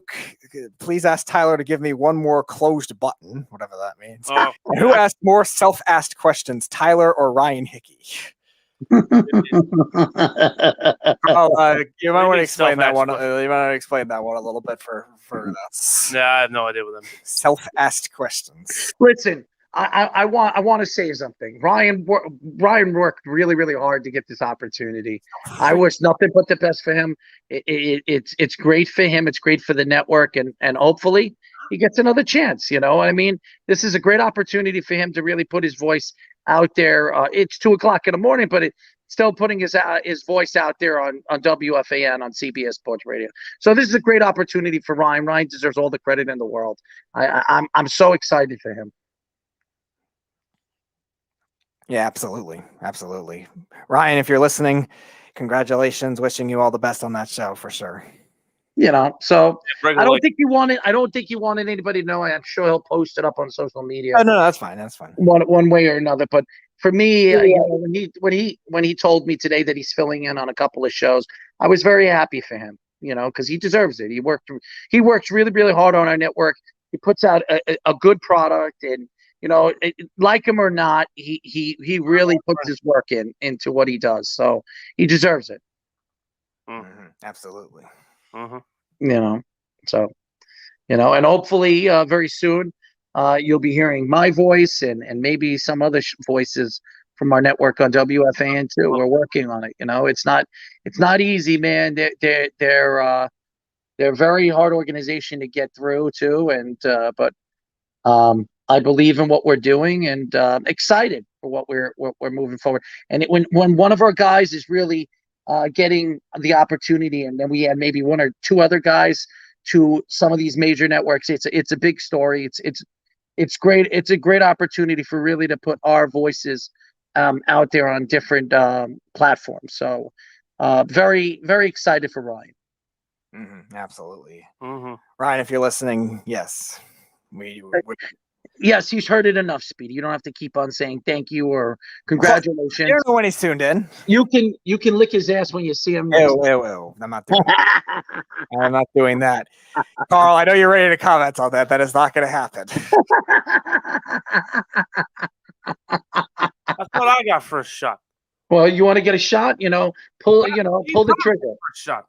I promised nothing. You did. Hey, Tyler, weren't you the one that a couple weeks ago that said you don't wear any underwear? No. Did I? Yeah. Oh, you said you weren't sure if you were wearing underwear. Oh, I'm still not sure. Well, that must be the drinking problem that you have. I was drinking. Anyways, boys, I'm going to go. Great show, guys. Keep it up, man. You guys are awesome. Always keep it up. Yes. Thank you. Oh, sorry. Well, obviously, you don't know how to use it. Obviously, you don't know how to use it, so you better keep it up. Bye, boy. Who invited our Marks on the show? That would be me. Oh, thank you. Good job, Speedy. All right, so we have about 20 minutes. You want to get to some of these questions? Oh, please. All right. So this is if you guys weren't listening, what was it, 3 years ago when you guys had the original home stretch with you and the guy who thinks that Vlad Jr. should be better than his father. Oh, that idiot? Yeah, that guy. Where is that guy? He's not with us and won't be with us, so you don't have to worry about him. But worry about who? I didn't worry about him when he sat across the table from me. Oh, that's true. I guess you didn't. So I used to do a questionnaire with them when I'd ask them certain questions on things that could happen, maybe things that rankings of players, stuff like that. Can we get AC? That's my first question. Again, not my house. But so there's going to be ones from each sport. There's going to be, again, that's what we can get in the next 20 minutes or so. And Tyler will answer them to what he thinks, and we'll see what he goes with. All right. Well, so we'll start with the NFL. So which head coach that won a playoff game is most on the hot seat this year? So that would be in the AFC, Andy Reid, Sean McDermott, John Harbaugh, and Kevin Stefanski. And the NFC, Sean Payton, Bruce Arians, and Matt LaFleur and Sean McVay. So I'm going to give you one from each conference because I can't make up my mind. John Harbaugh's in a little bit of trouble because of the Lamar Jackson situation. And what I mean by that is you built your team around this guy, and you're telling people that he's the answer, and yet in the playoffs you don't seem to figure out a game plan to help this guy succeed. So they're not going to blame him because you've promoted this guy as an MVP Hall of Fame caliber player already. And that defense is going to be there with or without you. I don't think he should get fired, but just knowing how fans are, and if the Ravens underperform this year, they're not going to blame Lamar. They're going to blame Harbaugh. I mean, for God's sakes, the other idiot's producer thought Harbaugh should have got fired a few years ago. Oh my God! Can you imagine if they underperform this year? Jesus Christ. God, yeah. Dumbest thing I've ever heard. John Harbaugh should be fired. But out of the other guys on the AFC side, I mean, Kevin Stefanski might. If they go like 0-18, he'll get fired after 1 year now. Well, no, but I'm saying if they have a cleptic meltdown, like the whole team just, says, screw Kevin Stefanski, then he'll get fired. But the Harbaugh is the only real name on that. Nothing could be worse than the 2019 Browns. With all that talent, they go 6-10 with Freddie Kitchens as their head coach. They got rid of Freddie Kitchens, and now Baker's back to a Baker level, so that's fun. All right, and in the NFC, that's right. it's Matt LaFleur. Okay. Because Green Bay is not going to answer for the Aaron Rodgers thing, so they're going to fire you as a scapegoat, and you honestly are not that great of a coach. So yeah. All right, let's go to baseball. 2 pitchers, like you do, the starters or relievers to build a franchise around right now. Who would they be and why? To build around? Yes. Could be a starter or a reliever. And I have to give you 2 of them? 2. Yep. I'm going to surprise you with this one. I'm going to go with Jacob deGrom because I think right now he's the best pitcher in baseball. I mean, for God's sakes, it's going to have to be Jacob deGrom. You know what? No, I take that back. I'm going to go with Walker Buehler because he's younger. Right. So Walker Buehler, because of his youth, he's a top 5 pitcher in the game now, top 10 definitively, and he's great in the playoffs, and he gets better with age. So I like that. And he's a pitcher's pitcher. He doesn't work. His velocity is an upside, but he still is a thinking man's pitcher, and I like that. And as a reliever, I mean, Josh Hader's the obvious answer, right? He's young, he's left-handed, he throws real hard, and he's got the best slider in baseball. And he's versatile. So yeah, he can go 2-3 innings. If you really need a spot start, he can spot start for you. Josh Hader and Walker Buehler are my answer. All right, let's go to NHL. Which superstar player outside of Jack Eichel is most likely to be traded this season, and why? And Tarasenko, the 2 that are rumored right now. Tarasenko, I don't think is a superstar. Okay, anymore. but like somebody that's like under the radar superstar Kuznetsov. that you think could get traded. I think Kuznetsov is going to be the answer here. I think Washington's going to struggle next year. They just paid Ovechkin a ton of money. Oshie could be on that list too if you consider him a superstar. I never did. All right, then Backstrom or Kuznetsov, depending on which one of those 2 guys has more money or upside. I think Netsov is younger, so I'm going to go with Evgeny Kuznetsov. And to be quite honest with you, if we're talking about Jack Eichel and the Ranger rumors, I'd rather go get Netsov anyway. Okay. All right, NBA. Besides LeBron, who is the best passer in the NBA that is not considered a pure point guard? Joker. That's not even close. I think it's Jokic. First of all, for his size, he's the best passer I've ever seen. Him and Powell. But other than that, it's really hard to say a guard's not a great – or Draymond. No, I'm going to go with Jokic, though, because the guy averages damn near triple-double, and he was center. So that's really hard to do. Yeah. The whole season, I think he averaged 8.1. Yeah, that's amazing. This year. That's an absolute amazing feat. Yeah, that's definitely how he didn't win MVPs. Yeah, he obviously won MVP this year, but we'll see if he can take that next step. All right, let's see. Let's go back to baseball. Who do you think is the best pure power hitter and why? Not all-around player, pure power hitter. Pure power hitter, right? Yep. I mean, I'm going to go with the home run derby champ. Right? Like, that dude. Now, the reason guys like Juan Soto, Mike Trout, Aaron Judge, I mean, Judge's name's on that list too. But the reason I'm not going to say Trout or Soto or Yelich or Who's another guy? Or Tatis Jr. Those guys, Vlad Jr. They're out. No, I'm serious, because if you're hitting 330, that's a hitter. A power hitter to me, you're not hitting 300. You're not hitting the ball to all fields. Yeah. You're hitting home runs or nothing. So Joey Gallo, Aaron Judge, Giancarlo Stanton. I'm going to go with the guy that won back-to-back home run derbies and took on the best home run capacity possible. Because when Pete Alonso's hot, you really can't throw anything near him. Yeah, except he's also hitting 240 too. So. Well, right. That's also a power hitter. Yeah. Power hitters hit 240, 270 top. Okay. All right, let's go back to the NFL. Which team do you think has the best either duo or tandems of running backs in the NFL? Interesting. I mean, I would love to say. I'm trying to think of quickly who the best backup running back is. That's really what the hard part would be here. I mean, San Francisco immediately jumps to my mind. And then there's no, not the Rams. The Rams are out. New England's got a couple. I think Damian Harris and Sonny Michel will be lethal this year. Najee Harris could pack a punch at Pittsburgh. The Ravens are obviously got 3 or 4 guys you can run out there and get 800-900 yards.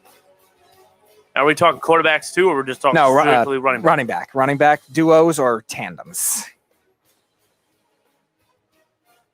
Miami's got a few. Who would be your answer? The Browns. Oh, duh. Yeah, my bad. Chubb and Hunt. Yeah. Sorry. I would take the Browns. No, that's not even. Yeah. Sorry. That wasn't even. Nope. Sorry. I completely forgot Kareem Hunt was still there. Yeah, Kareem Hunt had almost 1,000 yards last year. Playing, obviously, Chubb was hurt. But still, Nick Chubb still came back and was the best running back in football when he played. It was crazy. Yes, that offensive line is amazing. Oh yeah, they were really. They went Wyatt from Teller went from a no name to fucking the best lineman in hot football. It's nuts. Yeah, add Joe Batonio, Jack Conklin. Yeah. Shit. J.C. Treader. Yeah. So yeah. All right, let's go back to the NBA. Besides Steph Curry, who obviously is the best in the league, who is the best 3-point shooter in the NBA right now? Besides Steph, who's obviously the best in the league. The only reason I'm not going to say Clay right off the jump is because, again, I think Steph helps Clay a ton.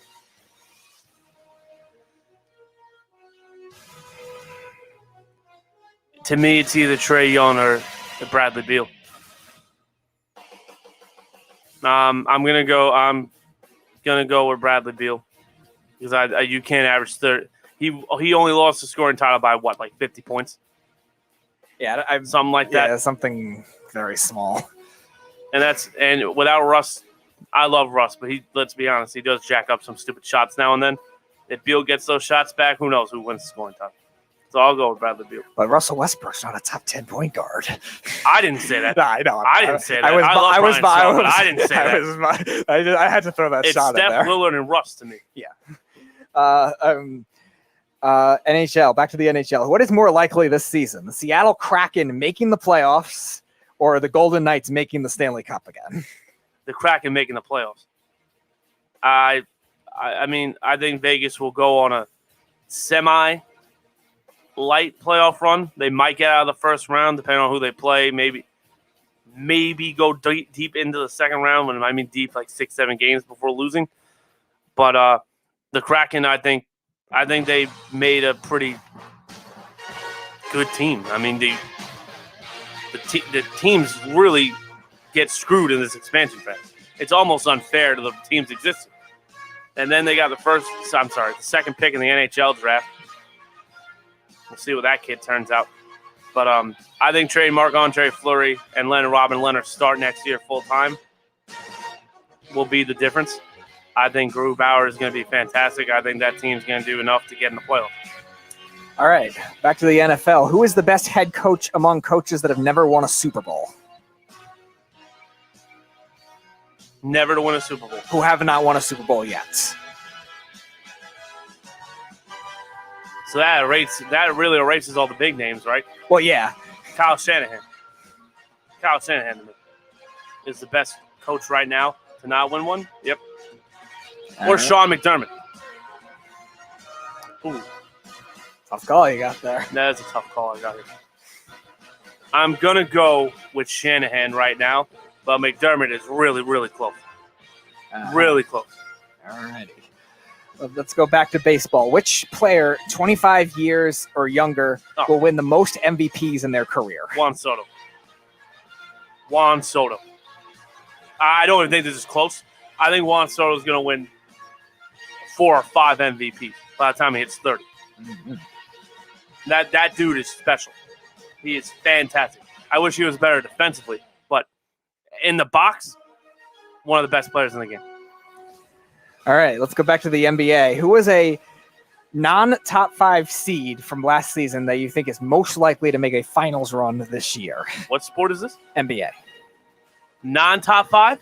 A team that did not finish as a top 5. This is also, to me, a very obvious Golden State. Golden State is ready. Their big four, I think, is the best in the NBA. And what I mean by that is Steph, Clay, and Draymond went 73-9 and went to the finals. Now Andrew Wiggins is a fourth option. And to be honest with you, depending on who's on the floor with him, he might be a 5th option. And now you add Andre Iguodala back, who's just clutch as hell. Defensively, he's going to improve that team dramatically. And veteran leadership. And he's going to help Steph. Golden State will be a very scary team next year. All right, back to the NHL. What is more likely, Henrik Lundqvist returning to the Rangers or Marc-Andre Fleury returning to the Penguins? You know what's hysterical? I think they're both going to happen. So I think Fleury plays out his contract in Chicago because he's already announced he'll play. Then next year he'll go to Pittsburgh. Now, here's the thing about Lundqvist. I believe this rumor that Georgiev wants out. I think the Rangers are waiting on Lundqvist to try out his heart and to see if he can play. I think if the doctors give Lundqvist the green light, they trade Georgiev and then they sign Lundqvist to back up Shesterkin until their other young goalie is ready to back up Shesterkin. Right. I think they both happen. Barring Lundqvist's health. So I guess the caveat is Andre Fleury going to Pittsburgh if we're going literally, but I think they both happen. Okay. Back to the NFL.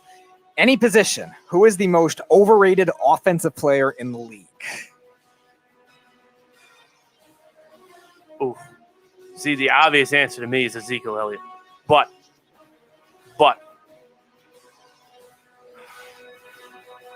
I mean, Lamar Jackson's so obvious, too. Offensive play. Travis Kelce's another name I like to throw out there. Most overrated offensive player. I want to say DeAndre Hopkins is the name, too. And when I mean overrated, I don't mean like they're not top 5 now. Some of you people put them as all-time greats. And they're on their way, but they're not there. I mean, outside of the last 3 years, considering the quarterbacks Hopkins played with, I mean, putting up the numbers he did. No, stop. I saw Andre Johnson put up better numbers. No, I'm not saying he's Andre Johnson, but no, he's not better than Andre Johnson. Right, No. He's not even the best Texan wide receiver of all time. So how could he be, you know what I mean? He can still be a great receiver. No, he is a great receiver. He's not top 10 all time like some of these kids have him. Like, that's somebody ridiculous. put it. That's that I never overrated. heard. Okay, I never heard top 10 all time. Okay. Overrated. I'm going to go Lamar Jackson. Because he's not a top 10 quarterback to me. So the fact he won MVP really grinds my gears. And Baker's waiting. Like, come on. Baker's waiting for what? A top 5? An MVP. Oh, for an MVP. Well, with those skill players, definitely possible. If assuming he's just got to be average this year. That's all he's got to do. Well, average is not going to win an MVP, but average can get them far to win. No, but average can give you with that team. Average is going to give no. But I'm saying superior numbers. You have to be above. You have to be obviously above average to win an MVP. But no. For the Browns to do well, average, his numbers will be there. Oh yeah, sure. The Browns should still win, even if he is at least not what he was in 2019. The Browns should win 14 games. Oh yeah, I could see that definitely. 14-4, 15-3. That team is deep and like loaded at every position. 15-4. No, there's 18 games, so you're getting a bye week, so that's 17. So 16-2, 15-3. Yeah. All right, back to baseball. I did it again. 18. Sorry. It's fine. Back to baseball. We'll go to something that your former co-host did not believe in. Who is the best any position overall defensive player in baseball? See, Andrelton Simmons was the answer for like a decade. Yes.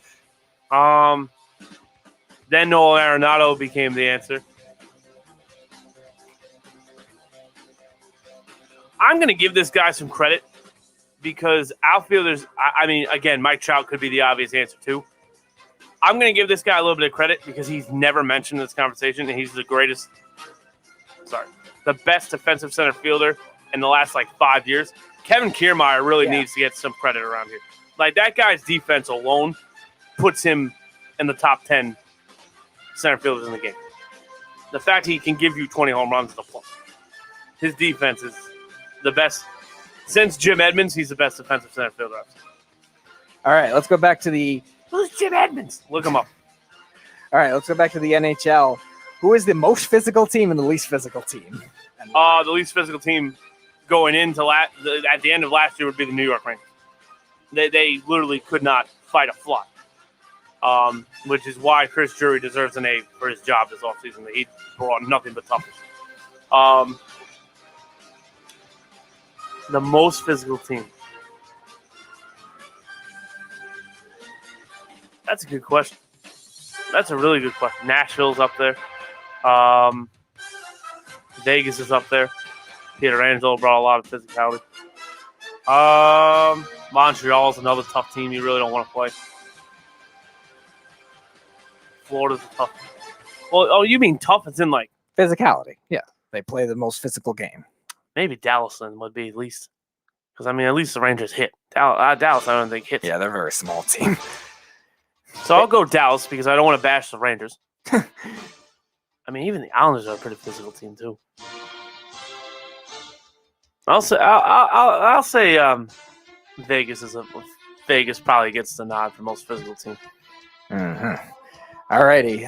We'll do one more for each sport. We'll start in the NFL.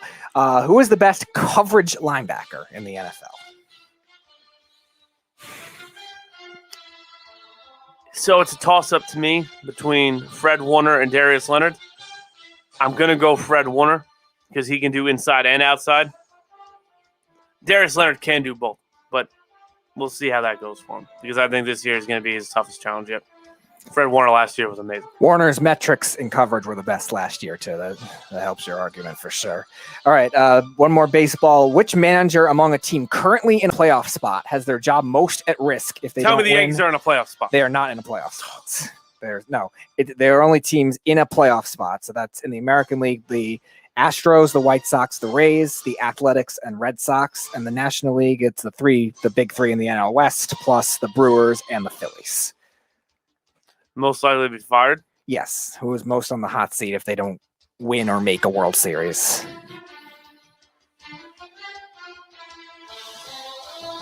It's not right, my answer, as far as morality-wise. San Diego needs to have a good playoff run.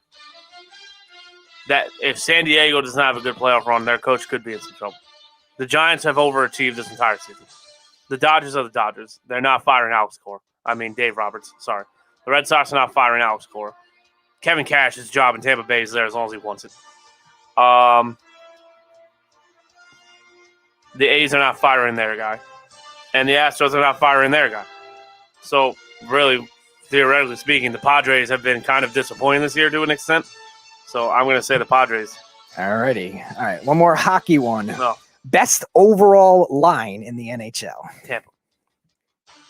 Wait, what do you mean by overall line? Line. You mean like Kucherov, line. Yeah, Point? most talented line, yes. Yeah, Stamkos, Kucherov, and Brandon Point. Mm-hmm. That how? How do you get three guys of that caliber on one line? Mm-hmm. The Rangers, hear me out. If they put Panarin, Zibanejad, and Buchnevich on one line, it could have been there, but they never did that. So, what do I know? And now we'll never get to see that with Buchnevich traded for what reason? Who knows? Oh, money. Money. You can't pay Adam Fox and Buchnevich. Adam Fox is going to get $8-9 million a year. Yeah, I know, but still, getting only the second round pick and Sammy Blayback does not help either. Well, no, but I like the second round pick. I think the second round pick for a guy that had a breakout year last year wasn't bad. All right, one more NBA. No. Here we go. Who is whoever you think? I think you think KD is the best player in the NBA right now. Who is? I think Steph's the best player in the NBA right now. All right, fine, whatever. KD's second. All right, among veteran players, whoever you think the best player is in the NBA, which young player is most likely to surpass those guys as the best player in the NBA? Luka Doncic. And why? Luka Doncic. Listen, Luka Doncic plays a different game. And if you do not believe me, which you should, but if you do not, let me educate you right now. Damian Lillard even came out, because he's a veteran guy, so let's not say why Damian Lillard's name wasn't mentioned. Damian Lillard even came out and said that overseas basketball, FIBA, is more difficult than the NBA. It's different. They actually foul different. It's more physical, and shots are harder. So Luka Doncic was a superstar overseas, and now he's coming to a league that's more finesse, less physical, and he's already a top 5 player in the league. And he can do everything. Mm-hmm. He needs to get a little bit better defensively. But still, he was actually supposed to be a bad defensive player when he came out. No, he's not bad. No. He's average. But when He's he was average. right, when he was a He's like prospect, Steph. when he was a prospect, he was thought of as to be as a bad defender that needed work. And he, his first year in the league, he was still competent. Right. And now he's grown in probably like a little above average type defender, I would say. I mean, he's a little slow for his position, but I mean, he's athletic enough to be a point forward or whatever they consider him in Dallas. Wing player. Just say wing player. I think but, I mean, he's really a point guard, though. Well, yeah. Skill set wise, he's really a point guard. Yeah. But Luka Doncic to me will win countless MVPs in this league, and he's going to bring Dallas. He's going to bring Dallas a championship, multiple championships. Well, once they get all the money trouble that they're having. Oh well, that's when you give Tim Hardaway Jr. $18 million on a bench. Yeah, and Harrison Barnes and Kristaps Porzingis and no, he's gone. Well, Barnes is now, but it's like they've had a vicious cycle. Well, to be fair to them, Harrison Barnes is coming off a really good year with Golden State. As what, the 5th guy? No, or 4th guy? No, he was probably their 3rd leading scorer. It was Steph, Clay, and then him. Yeah, I guess that's fair. Draymond wasn't. Yeah, Draymond was everything else. Right. Yeah. And then who else was there? Bogut? No. Andrew Bogut. There's a blast. Bogus, yeah, bogus. But well, I guess that's your questionnaire, right? That is the questionnaire for today. We got some more left for tomorrow. We can definitely do. Oh, good. Oh, that's right. We gotta come back tomorrow. Mm-hmm. I'll save my drinking for tomorrow then. Man, I wonder how many people took that seriously. I don't know. I'm surprised Jeff didn't respond to any of it. Jeff is right now probably in a ditch somewhere, waking up, being like, "Oh, Tyler's on. Okay, let me make fun of him. Is he still sweating? Okay." Anyway, I want to thank Errol Marks for tuning in, and thank you for allowing us to come into your humble abode and still do the show. Anyway, obviously Speedy Petey for being the producer that he is, because this doesn't happen without him, despite what Errol Marks thinks. Brian Snow for calling in. All you Facebook hate lover givers. I don't really know what your problem is, but go ahead. Thank you. We'll be back tomorrow.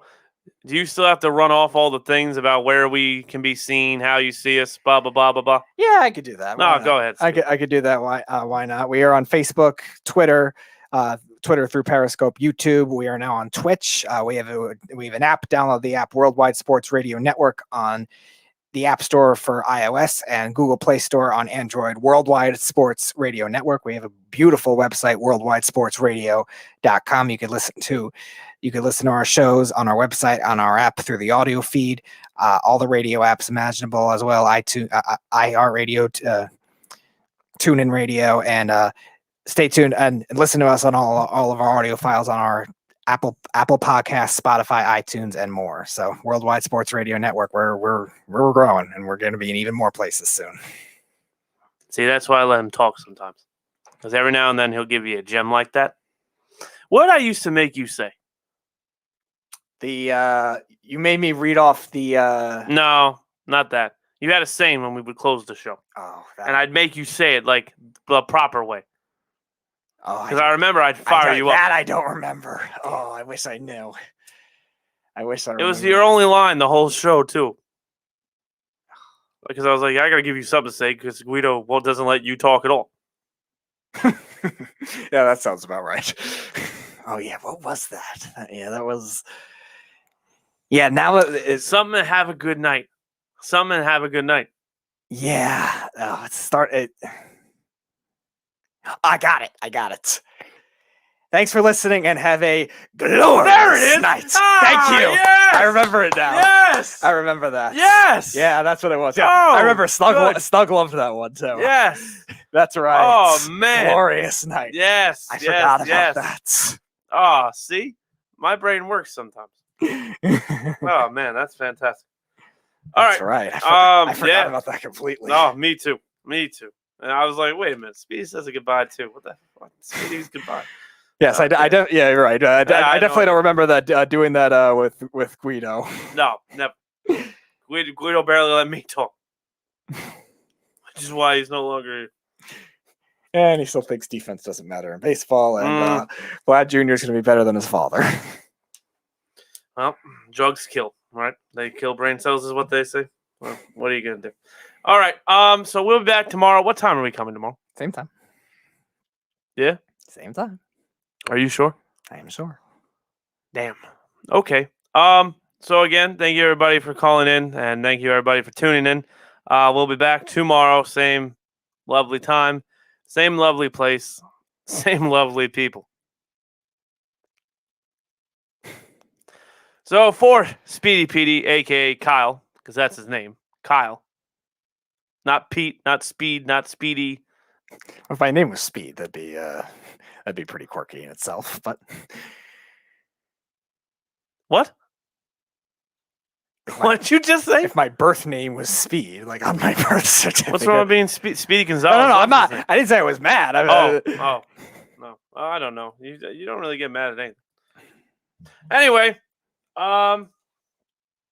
it's been fun. It's been real. It's been real fun. We'll be back tomorrow. More sports, more takes. Hopefully something exciting happens over the course of the next 24 hours. So we have something to talk about. Until then, see ya! It's the Worldwide Sports Radio Network. This is